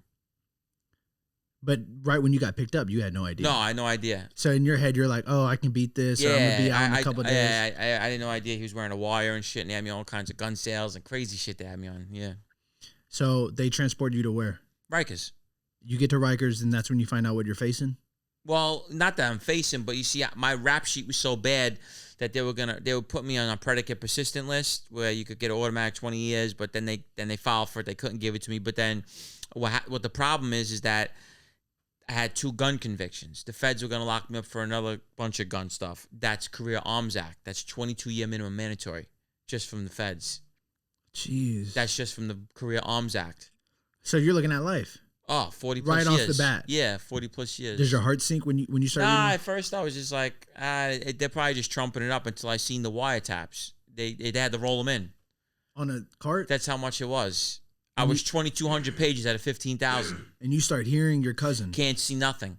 It's all blacked out except for mine. I says, what the fuck is this? He goes, listen, this is federal. And I knew I was fucked then. Your lawyer telling you that? Yeah, at first I thought it was state in Florida. I'm like, I get put like 15 years for both of this. I was okay with that. And then when you were okay with that? Yeah, hell yeah. But then they rolled in, when he showed me the wiretap indictment, he goes, this is federal. He goes, it's all blacked out. You can't see nothing, just your stuff. And I was 2,200 pages out of the 15,000. So you're seeing your words, and you're like, wait, I knew who I was telling this to. I didn't even get to read it or do nothing. He just says they gave me, out of the 2,200 pages, they would only let me see certain things because a lot of it was federal. So he goes, you're going federal. I was like, damn. He's like, you're in bad shape. Like, he can't even represent you because he's not a federal lawyer. Right. So it was a whole nightmare. So he says, you're here just to be held right now, just till they come get you. So I was going to be ping-ponged all over. From Florida to New York, Florida. To federal. So it's 3 consecutive and bits. What is Ronnie and Vinnie telling you during this time? Well, nothing. I'm remanded. I really can't talk to nobody. You know how that goes. You can't really get in touch with nobody, you know? But they know you're locked up. Everyone does. It was in the paper. Were they putting money on your books? Certain people were, you know? Were they? And who hired your lawyers? See, that was the problem. I asked them for federal attorney. They were playing games. That's why I got mad. Who'd you ask? Ronnie. Did you ever ask Vinnie? No, he was in jail for the Lufthansa. He got locked up for Lufthansa. And what year was that? 2014, they locked him up. But it happened in the... They locked him up 40 years later. His cousin Gasper was wearing a wire on all of us. That's another thing. So everything started melting down. Like, you couldn't even run the run structure. So the boss is locked up. All of them were. They got his son for moving a body. Vinnie killed a guy in 1969, buried him under a house. He actually admitted to it on wiretap. They found the body. He still beat the whole case. He's found not guilty and everything. How'd he beat that? Look it up. I don't know. Not guilty, no charges. It was the most media attention of any mob case of all time. He beat the Lufthansa robberies, the murders, everything. And he admitted to everything on the wiretap. 'Tap. Oh, my God. And beat it. Okay. There's some other people that are doing YouTube podcasts right now that claim they were in the mob. Which ones? Okay, I want you to confirm or deny these people's legitimate, if they're legit or not. Go ahead. Johnny Russo. Johnny Russo. Johnny Russo tells these stories. Who's that? I never even heard of him. Anthony Russo. No, Gianni Russo. He was on. He's the biggest bullshitter. Really? Gianni Russo's fake. All lies. All fake? All bullshit, yeah. From California? Yeah, like he was in The Godfather. Yeah, lies. All fake. I wanted some of those to be real, yeah, man. all fake. All bullshit. Complete bullshit artist. Okay. Yeah. Frankie Pasqua. That's my good friend. Absolutely. Psychopath. Really did all the things he Fucking said. nut. Frankie Pasqua. The big guy. Nuts. I was in jail with him. Psychotic. We actually went to go kill someone together in the Bronx with silencers. Tell me the story. He's a fucking nut. You have no idea how crazy. Me and him cut and stabbed the guy in jail together. He's crazy. Really? Yeah, he's a lunatic. He's one of the toughest guys I know. Is he free? No, he's back in on a 6-year parole violation for his wife. He went back? That's one of my good friends. Oh. Yeah. And you went to go do some work with him with silencers? Yeah, I was helping him out because he wanted to get made with a family, and they were supposed to kill this guy, Vinnie Limo.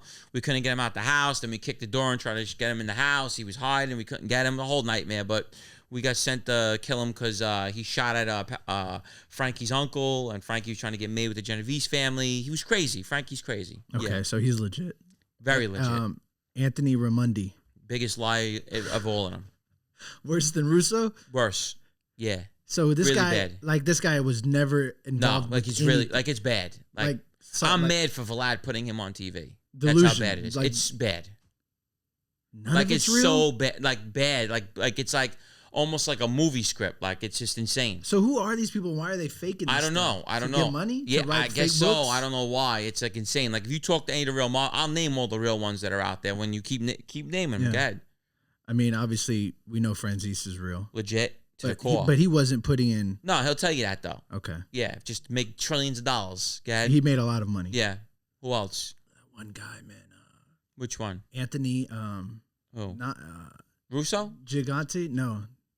Who's that one guy that came out? He's kind of like fresh shaven. He was on Vlad. John Panisi? Yeah. What about him? Yeah, he was really involved, but he was like not a tough guy, but he was involved. He was a main guy with the Lucchese family. He cooperated because he said his dead grandma told him to do it. Like, come on. Here, I'm gonna pull out. I have some other ones right Yeah, here. I want you he's to like a confirm. joke almost. Yeah, but he was in the mob. He was around. Luis Ferrante. Who? Luis. Can I see him? Yeah, for top guy. Oh yeah, Do you know he this was, man? He's around. He was around. He was around. He was wasn't like a serious guy, but he was around. He was around. Anthony Arlada. Oh yeah, I was locked up with Anthony. Anthony was Really? a killer. Yeah, Anthony fucking ran all mess, bro, for the Genovese family. Yeah, Anthony Arlada was killed his boss. They're fucking murderers. The Geese brothers killed Whitey Bulger. His co-defendant killed Whitey Bulger in jail. That's the guy who worked for Anthony. Killed Whitey Bulger. Holy shit. Yeah. John Panisi. Yeah, so when we just talked about it, yeah, he was legit. He was Okay. legit, but he wasn't like a tough guy. But he was in the mob. Anthony Russo. Which one? Hootie? Top guy right there. Yeah, it's my good friend Hootie. I grew up with him. Fuck yeah, he was in Al's crew. Yeah. What about Ori Spotto? Nah, I don't know. I can't say. I don't know. I can't say. You can't comment on that one? I'm not sure. I mean, it's 50-50. Okay. Yeah. Frank Diametto. Let me see. Frankie Steele? This guy right here. Heavyset guy? Yeah. Oh, yeah. Yeah. He's legit. Yeah. Oh, absolutely. Yeah. Jeez. So there are a lot of legit ones. What about Larry Mazza? Yeah. Fuck yeah. You think he really slept with that mob boss's wife? Yeah. But he killed people, too. He got work. He blew a guy's head off with a shotgun. I know for a fact. That's a real case. Sometimes you hear these stories and you're like, man, is this guy lying? No, or they're not? real. That's real. Yeah. He really did all that. Absolutely. A lot of these people did. Absolutely. A lot of that stuff. You can't come on TV and talk about murders. If you profit to them, you could talk about it. Well, Ramondi never profited. He said he killed the Pope, though. Yeah, but it's like you have to profit to these crimes. So let's say I'm sitting here talking about murders that I didn't profit to. They're going to lock me up for them. You understand? You have coverage on things that you profit to. So you can't come on TV, and if you're lying about crimes, the agents or prosecutors are going to be like, that's a lie. You know, things that we profit to and we tell everything about our lives, they go and check it out. They don't just lock you up on just, he said it. They go investigate it. Okay. You know what I'm saying? So these murders and things that happen, I could vouch for the most people you spoke about is all legit. Okay. You know? Dominic Sicali, legit. He was a captain in my family. He's on. He has a show. Dominic. He killed a few people. He was a captain in the Bonanno family. And The Bronx. you're good friends with A-Light. Very good. He was a psychopath. And you grew up around him? Yeah, well, I was younger, but he was one of the worst guys around. He's Albanian. Yeah, he was sick, psychotic. Like up there with like Yeah, serial he was killer vicious. type No, vibes? yeah, he was vicious. He was like a meat cleaver guy, like a fucking nut. He was a nut growing up. Yeah, he was psychotic. Man. Okay. He's a butcher. Like, Stab you through the neck with a fucking thing, shoot you in the head, throw you over the bridge. how many people did he account for? Like 6. I think he killed 6. Shot a lot of people. try to kill more than 6. Yeah, he shot a bunch of people, man. We had one of the shooting victims on our show. Really? Yeah, he came on and sat with us. So this whole thing where it's a it's common crazy. theme where y'all reunite with these victims it's and weird. just Yeah. pat them on the back. Yeah, And yeah. some weird shit. I don't know how I feel about Yeah, that. yeah, it's weird as shit. Hey man, remember you shot my eye out? Yeah, it's weird as fuck. I know. He's like, it's almost like you Yeah. feel guilty in a way. Like, Yeah, it's weird. I don't know. It's hard to explain. I don't know. It just happens. it's like Yeah. smashing your friend's girl Oh, and yeah. hanging out with him. Nah, Like, yeah, it's just weird as fuck. I don't know. I can't explain it. It's like you could be war one day and they tell you to stop. It's it. You got to stop. It's it. You just could be killing each other and the war's so end. it's really like the army in a way. You have to take this order. That's it. Or you get dealt with. You know, And if you do something out of line, like You're kill gonna a get dealt prisoner with. of war, you get dealt with. you got to get dealt with. You know, you got to get. You know, there's rules. But being a hothead, like you said you were, how did Yeah. you contain yourself when you I took knew shit my too boundaries. far? I did go too far, but obviously, you know, I knew my boundaries as well. You know, Okay, yeah, I just had to bring up Ramondi, man, because that he's the biggest liar. Him and Gianni Russo, the two biggest bullshitters on the internet with organized crime. And anyone can tell you.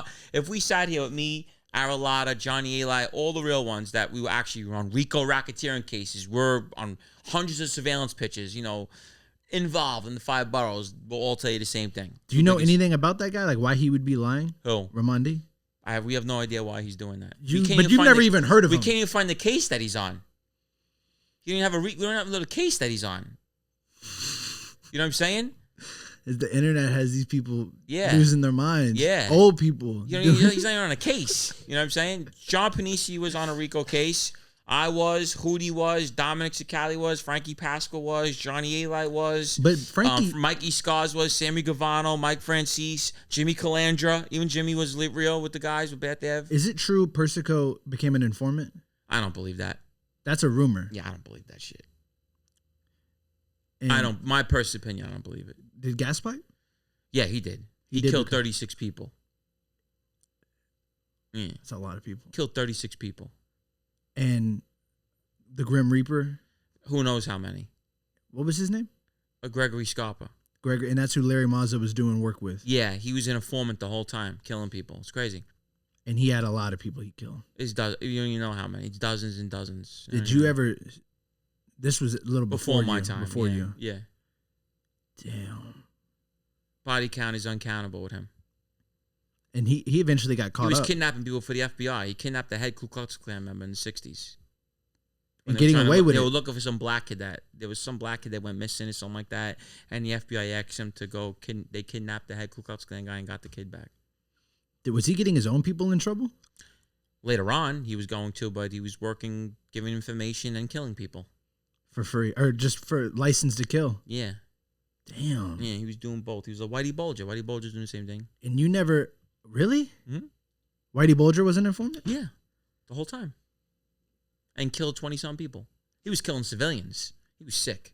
Was Whitey Bulger the inspiration for The Departed? Or Yeah, in but the part? Black Mass as well with Johnny Depp. Right. Okay. Yeah.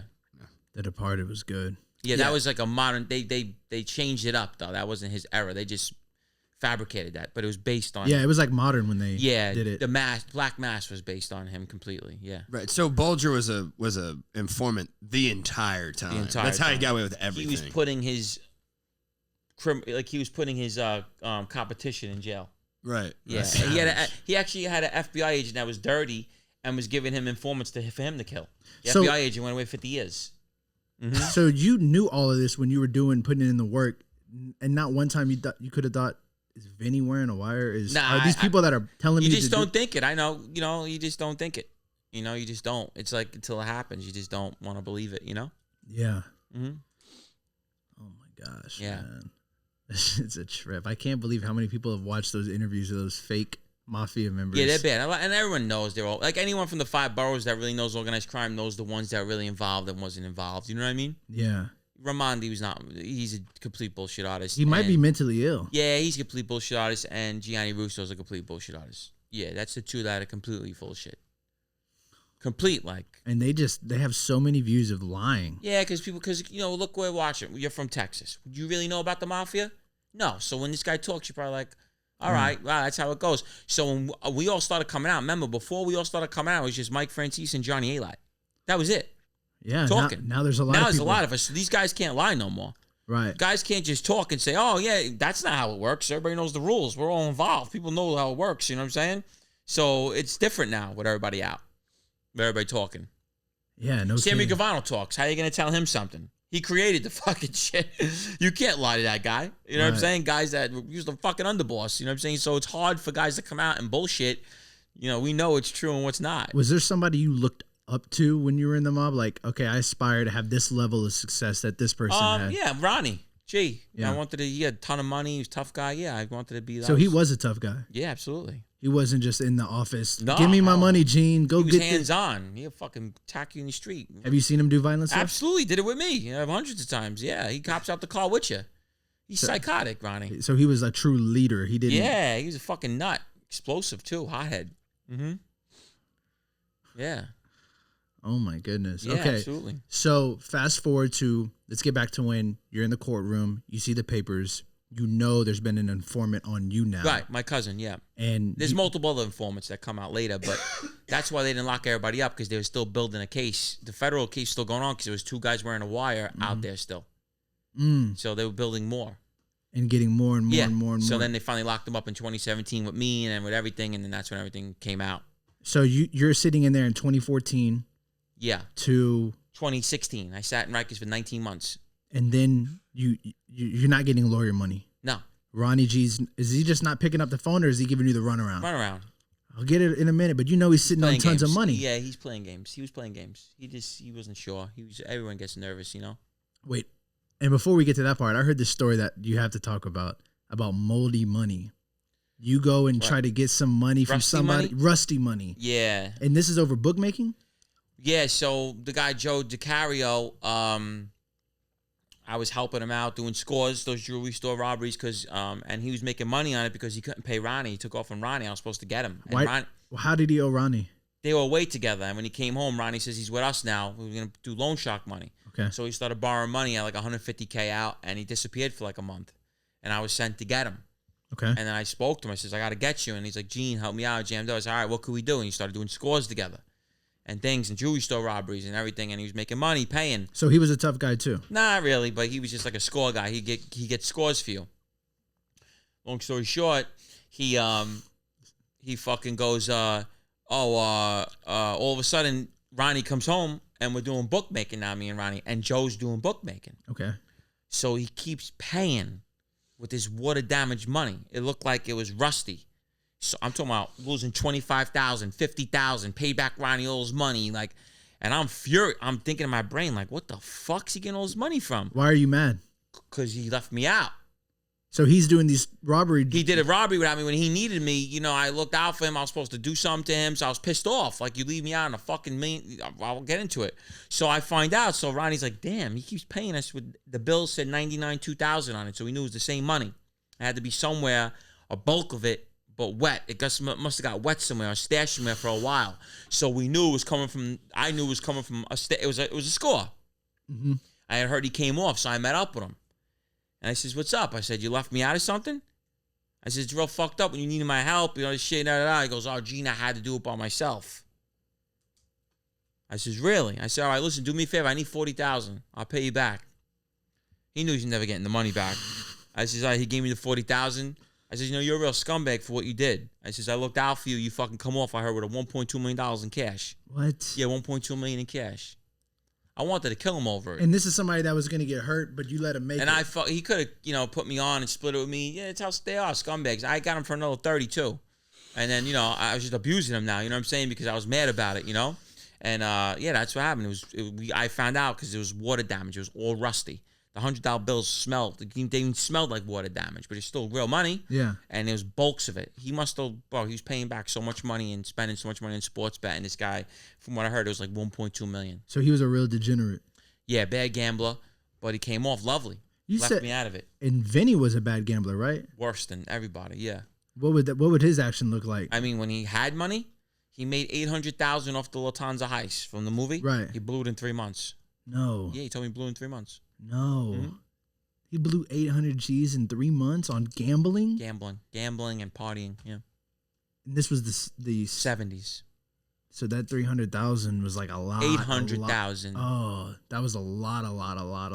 Even back. That was I way mean, he more owned than- restaurants, Carvel's. He just lost everything through gambling. He's a bad gambler. Yeah. Uh-huh. Sick, right? Man, that makes me want to stop gambling. Yeah. That's a good gambling, Yeah. anti-gambling commercial right there. Fucking crazy. Vinny yeah. can do it. It's a lot of money, man. No, that hurts. One shot in 1979. You know what kind of money that is? That's like Millions. fucking millions. Yeah. Bread was damn 10 cents back then. Yeah. It's big money, bro. Yeah. Oh my gosh. You have anything to say before we get into the final chapter? How easy is it to pull off a robbery? It's not. So it depends. Like, so a lot of times I was getting tips. So when we know, I was a mob guy, but they knew I had a robbery team. So they would come to me, and I'm talking about people set up their uncles, people set up their cousins, fucked up shit you start seeing when it comes to money. Right. They would be like, yo, my cousin's got $300,000 in the house. Here's the safe. Here's that. I'm like, God, give me the layout. We go watch it, because anything could go wrong. Right. It's not the movies. A neighbor could come out, walking the dog.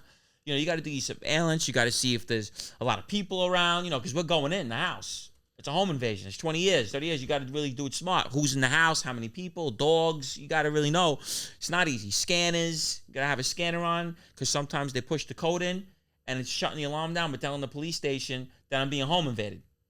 You know what I'm saying? So you got to be careful. You know, with Robert, these drug dealers got everything. So they'll push the code in. They would call the police on themselves with drugs in the house? Oh, fuck yeah. They're scared. Maybe they're going to get killed. You know, they know anything. You know, they do anything, bro. I had drug dealer victims calling the FBI for their stuff back, for their jewelry. Can you imagine that? Is that sick? Did they get it back ever? No. They were just desperate, huh? Calling for their jewelry back that I took. So we would target high-end jewelry. The drug dealers got iced out stuff, you know, big expensive watches. We were taking everything, you know. So were you targeting like blood members? Anybody, we were targeting big drug dealers. Did that ever backfire where a gang was on your ass? No. Never really. One guy said he put money in our heads. We threw him in a trunk. We tortured him, drove him around. Yeah, it was bad. Yeah, we weren't having that. What did torture look like? No, just scared him, put him in a trunk, put guns to him, you know. Terrorize him. Yeah, told him we'll kill you ever hear something like that again. That drug dealer's actually dead now. He's killed somebody else. Somebody else killed him. But it's fucked up, I know. And oh man. so no, they're not easy to answer your question. They're not. They're very hard, and they take weeks sometimes. It's not just like the movies where you see them, you know, like The Town, where they went and robbed Boston Stadium. I mean, the Red Sox Stadium. That's like not happening. You know what I'm saying? Movie stuff. I'm saying, Right. but Brinks trucks we've tried, you know, things like that. You but tried a Brinks truck robbery? We were plotting on one, yeah. Oh my And God. why didn't you follow through with it? Because they could shoot you in your back and they could run you over. They're the only cops that can. I don't know if you know that. They could actually shoot you in your back. While you're running away. Yes, they're allowed. Their law is they could kill you. Just to get the money back. They're allowed to. Their rules are different. They could actually shoot you in your back. You got to be careful with them. They have a license to kill almost.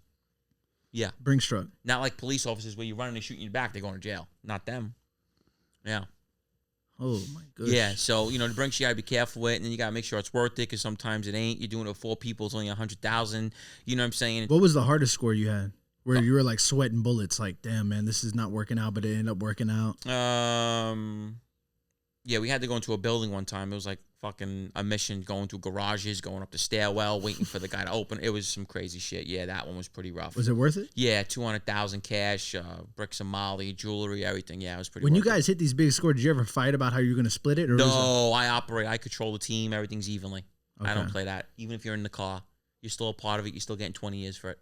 You know what I'm saying? Everything's even with me. Okay. Everything's cut down the middle. Fair.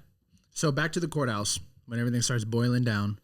It's 2016, 2017. You still haven't cooperated. No, I did. 2016, I go bad. But up until then, you're waiting. You're waiting on a hope that they're gonna give you some lawyer money. And then, you know, my little brother was locked up on a gun charge because of me, and I had to try to get him out of it because I sent them with my cousin to do something. Your blood brother?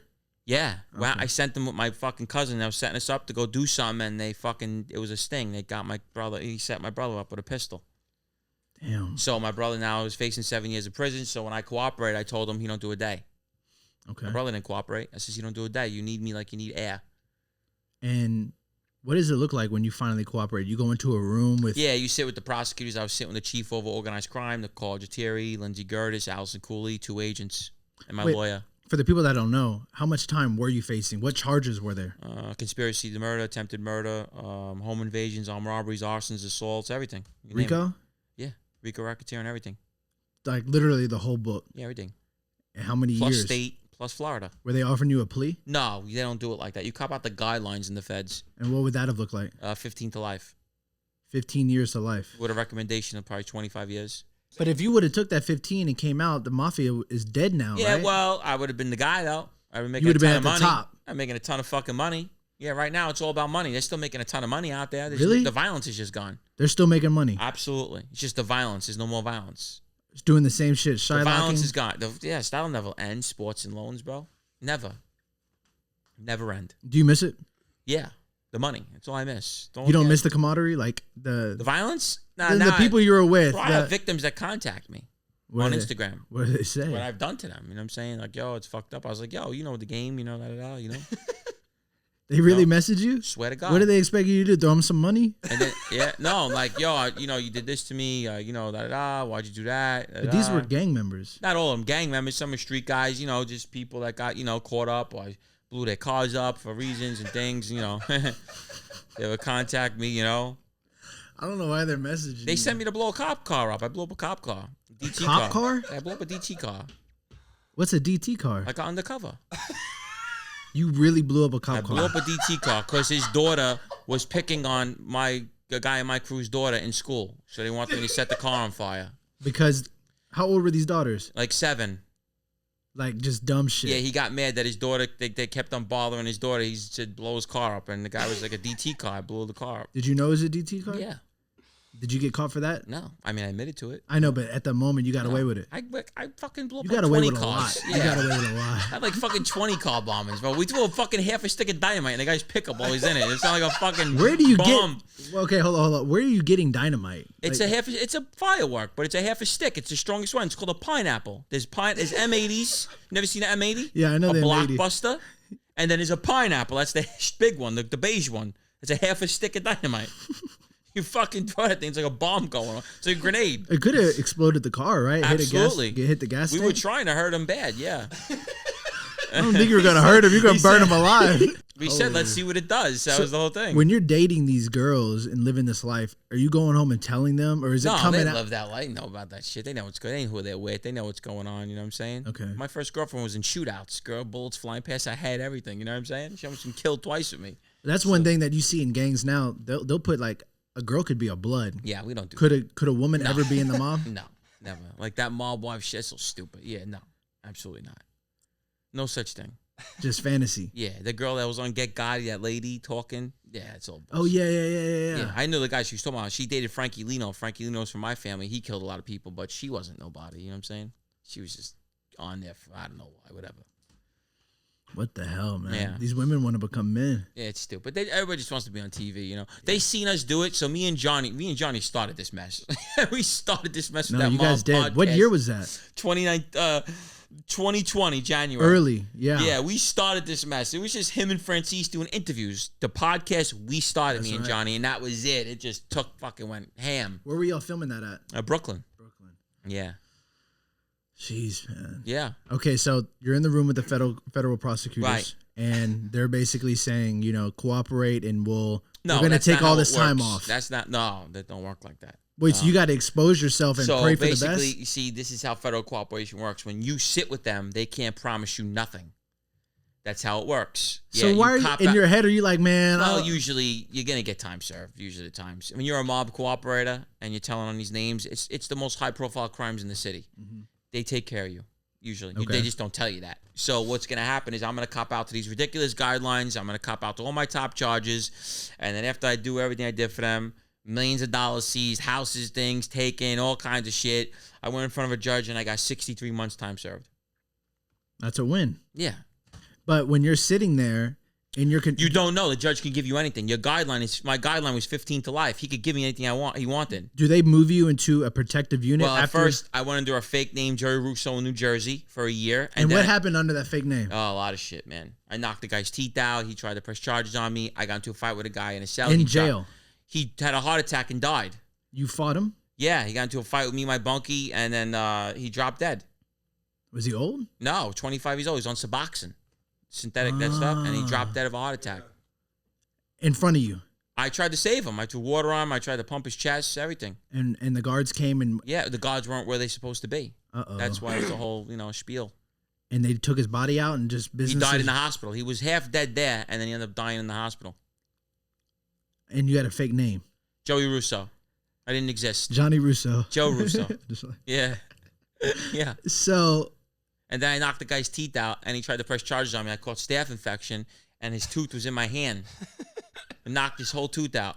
Over what? He's a gang member. He sneezed on the phone. I told him to clean it, and he told me to go fuck myself. And I waited for him to sit down. I blasted him and knocked his teeth out. And I hit him with a chair. They tried to get me with assault with a weapon and everything. And the warden watched the camera and says that he pursued me, so they're not going to allow him to charge me. Did they look after you because they knew you had a fake name and what you were Only doing? Only 2 people knew in the whole place, and the warden was one of them and a lieutenant. And the warden said to the police that were coming to lock me up for the assault, says, no, he should not be locked up because he was pursued as well. So he covered for you. Pretty much. Seems like a lot of influential people in that system cover for you. The judge ultimately... Well, the judge just liked me. Judge Block should have smoked my ass on the violations. He just liked me and felt like I wasn't being like who I was. I was getting in trouble for bullshit. You know? But when you decide to sit down and cooperate, you have to tell them everything. Everything. Are you forgetting stuff that you did? No, I made sure I told them everything. You have all the shootings, all the dynamite, all the bombs. They look into everything. They have to make sure it's real. You can't just tell them what you want. You're not going to charge people with fake crimes. Was there a moment? They knew everything already. I'm just co-signing. Right. You're verifying. I'm just verifying it. Was there a moment, though, like that you remember where you're like, I can't do this anymore. These people are about to let me sit here with no lawyer. Absolutely I'm going not. right now. No, I trusted them. I got really cool with them. No. When you decided to go inform or cooperate. No, I was with a lawyer. Okay. At first, the first meeting, you have to sign contracts. You sign contracts. To what? To basically, you're telling them if you get caught lying or your guilt could be ripped up, and you have to be truthful. Contract, you're the only one held liable. They don't offer nothing at first. No, just cop out to your guidelines, and with a 5K letter, the judge could take your guidelines and make it 0 to life. So my guidelines was 15 to natural life. With the 5K letter for cooperation, it becomes 0 to life. He could give you 1 day to 100 years. So they move you from New Jersey back to go to the court. Is that how it happened? No, they moved me to New Jersey, and then I went into the Woodsack jail in Jersey. What was that like? Farrington. With all the high-profile guys. I was with the Flores twins, El Chapo's guys. I was with all the big high-profile cooperators. El Chapo's guys? Yeah, the ones that brought him in. The twins. 50 Cent did a documentary on him. And what were they like? Cool as fuck. I got along with Margarito good. He was my good friend. Yeah? Yeah, I was with him. I was with Frankie, the head of the Tijuana cartel. I was with the Attorney General of Mexico. I was with the president of Honduras. Okay, so these are people that have extreme power when they're in their prime. Yeah. What is it like seeing them in these environments? I was with Al-Qaeda, bro. I had a hard time with that. I was with terrorists that were cooperating, and we were having a hard time with that. Are they respected in there? I went after one because he said he was from the New York. He said he's trying to sit at the New York table. His name was Abdullah. He tried to shoot everybody coming off the subway in 2009. I says, bro, this guy's not sitting with me. I don't give a fuck what I did. He's not sitting at this New York table. Who are you telling this to? The other New York guys. And are they agreeing? They're like, oh, he's Muslim. I'm like, listen, he's not Muslim. He's a fucking terrorist. Trying to kill people coming off a fucking subway. He's not sitting there, bro. Fuck out of here. And then the Muslims trying to confront me, and I'm like, I'm not hearing it. Because I was still like fresh, yeah. Then I got used to it, and whatever. You're in there with actual terrorists. Al-Qaeda. And so I was actually with the terrorists that ordered the shooting in the church in the Indian hotel back in the early 2000s. Remember when they killed 162 people in the fucking hotel in India? I was with the guy that ordered that, Dave. In Indiana? In India. Remember in India? Wait, his name was Dave? Yeah. That's his white name. He was Pakistani intelligence, and he worked with terrorists. They wrote a book about him. He had a blue eye and a gray eye. Genius, next to genius. Yeah. Some weird shit, Yeah, man. he ordered the fucking India. The whole church was sprayed up and killed. They killed 160-something people. 6 Americans were killed, though. That's why he got fucked on his deal. I still gave him 35 years after cooperation. You only got 35 years? After cooperation. He told on all our terrorists, everybody. But because 6 Americans were killed, they grabbed him over there. India pardoned him. What? India pardoned him.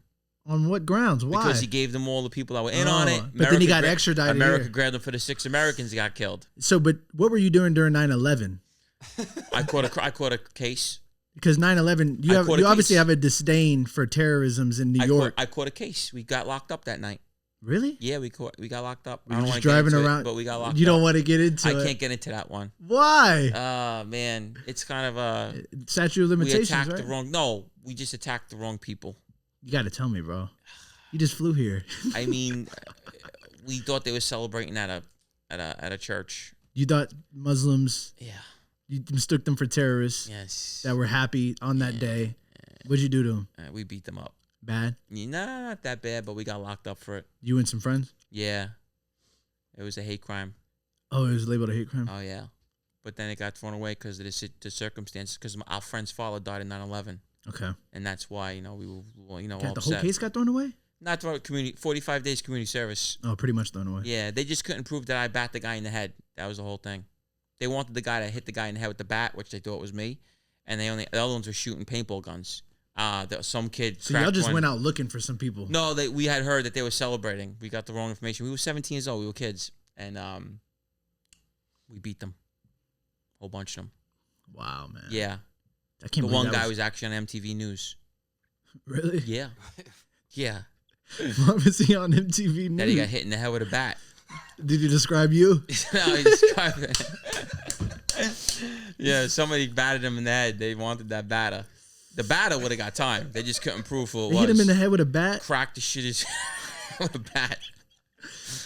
Yeah, it sounded like this. Holy shit. Yeah. So when you're in prison now in the WITSEC protection unit and you see terrorists, are you getting flashbacks like, man, out of all these people in here, I hate them. Yeah. You know what I mean? So that was a hard one. Like the sex offenders I hate worse when I was in regular spots. How were they getting treated? Oh, we terrorized them. We torture them. How? But I'm saying like the worst things you could possibly think. We do hot water on their face when they're sleeping, fucking beat them, everything. They get tortured. We kicked one down a hill. There was a little hill in Groveland.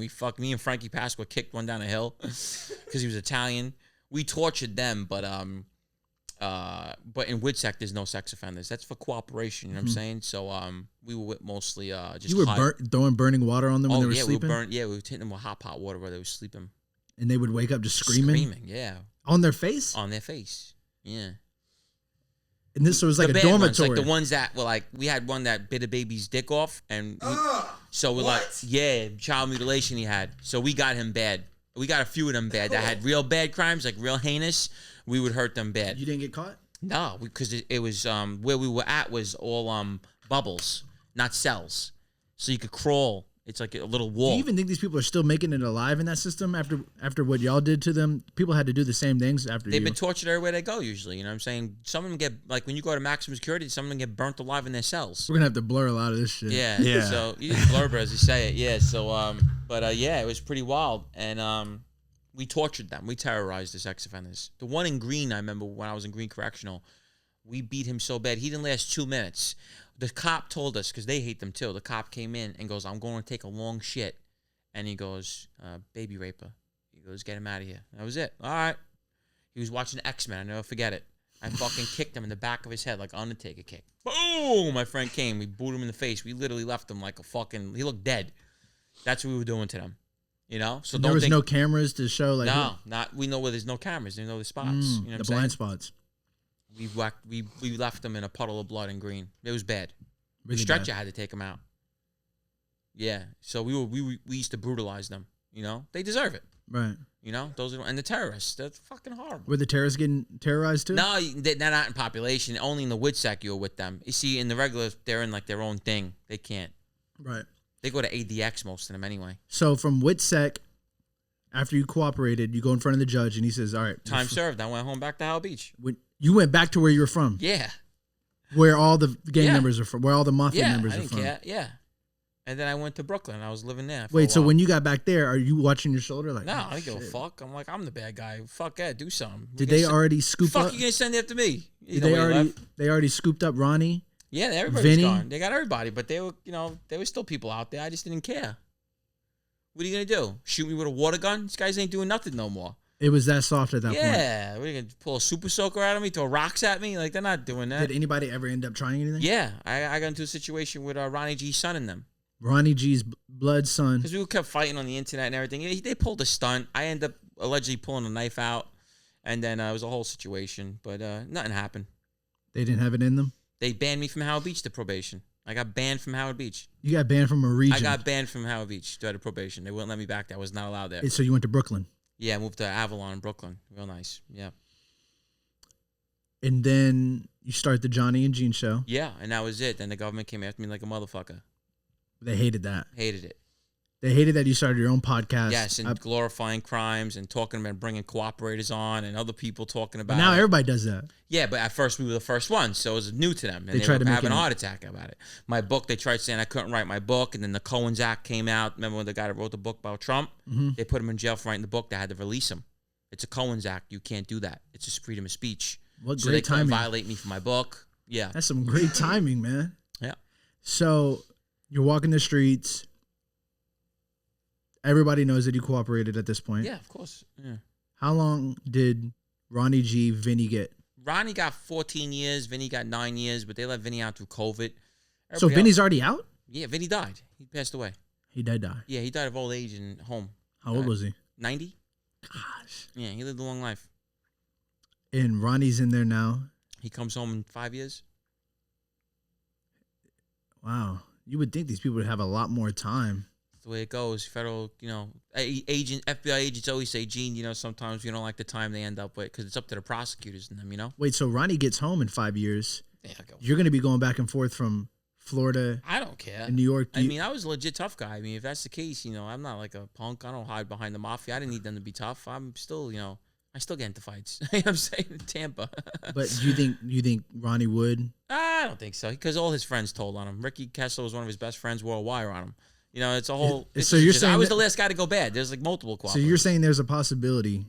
And Ricky's a tough guy. Ricky will knock you out cold. Ricky's not the guys that cooperated pretty much were the worst guys. Are we going to see a Ronnie and Gene show in 5 years? No, Ronnie's a gangster. He'll end up dying a gangster, and that's it. You think he'll probably go back to that life? Yeah, 100%. He'll never leave it. He'll never change. Yeah. Damn. Never. Are you glad you got out of the life? Yeah, I mean now I like it. I like the way I live now. It's pretty cool. Is it hard like being in a new environment and people not knowing who you are, like the one you were? They do know. Well, like when you moved to Tampa. They all knew already. Really? Yeah. Because, sometimes if you get placed out of your environment and people disrespect you, you lose your mind because you're used to getting respected. Nah, Tampa already knew. Okay. Yeah, I knew mostly a lot of people out here already. It was already known that was a fucking nut job from New York. So you get a blessing from the judge. You get time served after cooperating, but then you get sent back. Like 3 times, yeah. The first time, why do you get sent back? I threatened my ex-girlfriend's husband, told him I'll shoot him in the head. What made you do that? Because over my book, they didn't want the picture in it. I told her to fuck up. I got him on the phone and says, don't forget about what I'll do. I'll blow your husband's head off.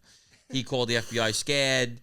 I went to the house. Were you really planning on doing that? No, I was just scaring him. And then they put me in jail for that. Gave me 4 months, 6 months house arrest. Restarted my probation. The most recent time you went back in, that was 8 months. You ended up getting, when was this? Terminated. I went away for February of 2023. And you get housed with SBF. Sam Bankman. Freed. Fetty Wap. FTX scandal. Fetty Wap. Attorney General of Mexico. Hold up. So. President of Honduras. There's a lot of people watching right now. Yeah. That are going to find that you were with SBF like mind-boggling, really? Unbelievable. Yeah. Because he's so high profile and he's a so nerd. Dirty and don't shower and just weird. And he doesn't shower? Yeah. I liked him, but he was just like a fucking little dirt bomb. I don't know. He's just like a, I don't know. Was he socially awkward? I'll be honest with you. Like mob guys, we're arrogant people. We don't look at celebrities like we don't care who you are. Like I'm being honest with you. Like you can introduce me to a famous actor, I'll be like, I ain't doing. That's how we are because we're cocky, arrogant fucks where we're from. Mm-hmm. So when he came in, I really didn't care who he was. So when we were talking about it, it was just funny that he stole that money and did all that stuff. Did he tell you anything about his case? Yeah, he said he didn't do it. He stole $1 million. He took $1 million. He made $1 million a day legit. He's very weird. He drove a Toyota Camry, wore an Apple Watch. We're like, what'd you steal the money for? You know what I'm saying? He wore like basketball shorts. He was like, why did they put him in there with y'all? A high profile unit. But this was a max unit? Yeah, high profile though, for high profile cases. but like you had serious charges. You were a serious offender. All for high profile offenders. Like it didn't matter. Celebrities, like high profile people that can't be in like regular population. Like your case is too high profile. You're too high profile. You're a target. You know, you can't. So they put us all together. And somebody was trying to extort him. The guy that killed DJ Khaled's nephew. Remember when DJ Khaled's nephew got killed back in 2015 for his chain? No. All right, DJ Khaled's nephew, they tried to rob his chain, and they pistol whipped him and shot him in the head. That's the kid that was bothering Sam Bankman. He's a blood. He was a blood, yeah. Thought he was tough. He was friendly extorting him.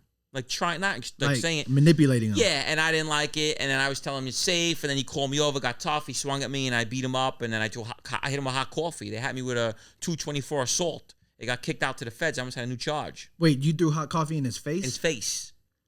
For at first it started because you were sticking up for Sam, but then I you wasn't sticking up disrespected for him. him. I kept telling Sam Bankman it's a safe place. Don't worry about what he's telling you. It's not safe, that you should pay. They were just trying to friendly extort him to get money out of him. And I was trying to tell him, so he heard what I was doing. He called me over with Sam and goes, yo, don't talk to him no more. Talking like that in front of Sam? Yeah. I was like, who the fuck you talking to? You didn't get the memo. Like, everyone else knows I'm a nut. He's just new in there. He swung at me, and I fucking threw hot coffee in his face. I beat him up, and then I got a 224 assault. It got kicked out to the feds. How serious is a 224 assault? It means you get a new case. Starting over, but they didn't do it. They kicked it back because it's so bad in that building. They fucking stab each other all day. So that was nowhere near, bad compared to what they get. So I waited 3 weeks in the hole to see if I was getting a new charge, not knowing. What was Sam like in there? I know you said he didn't shower. Did he? Yeah, just weird guy. He's friendly though. He's just like a fucking herb. Like he's a harmless dude. Like he talks like this. He's like a fucking. I thought he was what do you call cerebral that? palsy? Not that one. The other one. Autistic. Oh, he definitely Asperger's or something like that. He's definitely on the spectrum. A lot of us thought, he's just a friendly. He's harmless. I'm just joking around. He just didn't shower, and stuff like that. And people, Did he have money in there? Like was he? I mean, was he going without? He could be, but he don't eat. He's a vegan. I told him, bro, you're in jail. You better start figuring out what you're gonna eat. You know what I'm saying? He only eats certain things. He couldn't really eat the common. And you don't think he's gonna get out anytime soon? 100 years. For sure, you're confident on that. They're gonna make 100 years. Maybe more. Even with all that money, I told him to his face he'll never see his shoot again. What'd he say? He didn't believe it. He says, you go to trial, you blow, you'll never see your shoot again. And he did. He blew trial? He blew trial. What? Yeah. Guilty. Excuse me. He really thought he was gonna win trial? Guess so. Yeah. He faces up to 115 years. And then you see Fetty Wap in there. Yeah, that's my buddy. I was with him all the time. I love Fetty Wap. Awesome dude. What's he in there for? Phone call, conspiracy to drugs. He really wasn't doing nothing. He got fucked over. Gave him 6 years. Damn, man. Yeah, that's my buddy. I worked out with him and everything. He was a cool guy, Fetty. Real friendly. Liked him a lot. I just can't get over this. And then the Attorney General of Mexico. Yeah, they got him. What was President of Honduras. This is a South Park episode, man. Fucking President of Honduras. What are they doing in there? Tons of cocaine. Fucking tons and tons of cocaine. Yeah. Yeah. Jeez, man. America locks up anybody. I don't care. Did you know how long you were going to be locked up for when you went in? Yeah, 8-month termination. I knew I had. Well, I didn't know I was going to get that. It was up to Judge Block. He just looked out for me. You could have had more? Yeah, if they asked for 3 years. On the girlfriend. Too many violations. It was just a lot. I was a habitual violator and really did not regard to any rules they gave me. I was like literally telling them to go fuck themselves. Like I was getting mad. Like you're not going to go fuck yourselves. Like got ridiculous with these rules. Now I'm just being a dick now. So now, big on social media. Yeah. You're pushing the social media game. Right. It's kind of coming like second nature to you because it was against everything you did before. You weren't allowed on social media. Right. No way you were going to write a book back then. No.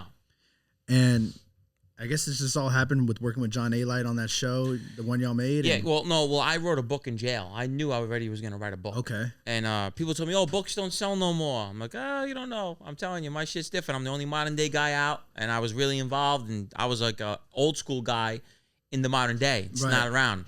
I said, it's going to go. And sure enough, my book sold over 10,000 copies, which is like a lot. Right. You know what I mean? For a guy that, that's a lot, bro. People can't sell 10 books. It's going to sell a lot more. Yeah, absolutely. It's going to keep going. And I'll end up selling like 30, 40,000 copies, I believe, through the years of everything. But, now they're trying to make it into a TV show. And you know, now I'm trying to get into Hollywood and do things like that. And you know, like everyone says, I got the it factor. People just love to hear me talk. Right. It's my first nature now. I'm so good at it. Yeah. You know, I could sit here with you and conversate, and it's, you know, it's nothing to me. It's easy. It's like boom, boom, boom. You know. I saw you. So you were just out in L.A. doing big podcast. Yeah, I was on a few of them. The Connection. I saw you out there with Tom Hanks' son. Tom Hanks' son is awesome guy. He's a cool guy. What, Chad. he was cool? Yeah, cool as hell. Yeah? Yeah. And now... Well, I manage a rapper now. He just came home. I'm managing this rapper. He's a drill rapper, and I'm going to be having him all over now. He's from New York, too? Yeah, he's really good. Yeah? Yeah, really good. And you were out there with Brick Baby. Yeah, Brick Baby. Yeah, I was supposed to go on that show, No Jumper, yeah. Yeah, so you have a lot of stuff in store now. You're going to be going on Sammy Bull's show. Yeah, Sammy Gravano, I'm going on the 15th, and then I'll be on Mike Francis the 19th. Okay. Right. And the ultimate goal is what, do you think? Hollywood movies, you know, just, you know, get into stuff like that. Not saying be an actor, but just be a consultant maybe on things. And, you know, my TV show is really the prize. You I know? can see something with Netflix. Well, it's going to be HBO or Netflix. That's what's going to happen probably. Right. That's what they're aiming for. That's what they're aiming for. I'm not saying that's what we're going to get, but that's what we'd like to get. You know what I'm saying? I can see it happening. Right. For sure. Yeah. Is there something about, like, the industry you're now in that's relatable to what you used to do? Like, I mean, like I said, it's a hot topic. You know, the guys that really are big in this genre, is only like 4 of us really that are really big in this genre, that are really do something with it. The mob genre. It's good, man. You know, you could really make off it. You know, I'm gonna be honest with you. You ever thought about doing like talks, like? Well, I'm trying to get that. Me and Johnny are trying to do motivational speaking. The Mafia Museum, I think I'm gonna do in Vegas. Vegas? Soon. Yeah.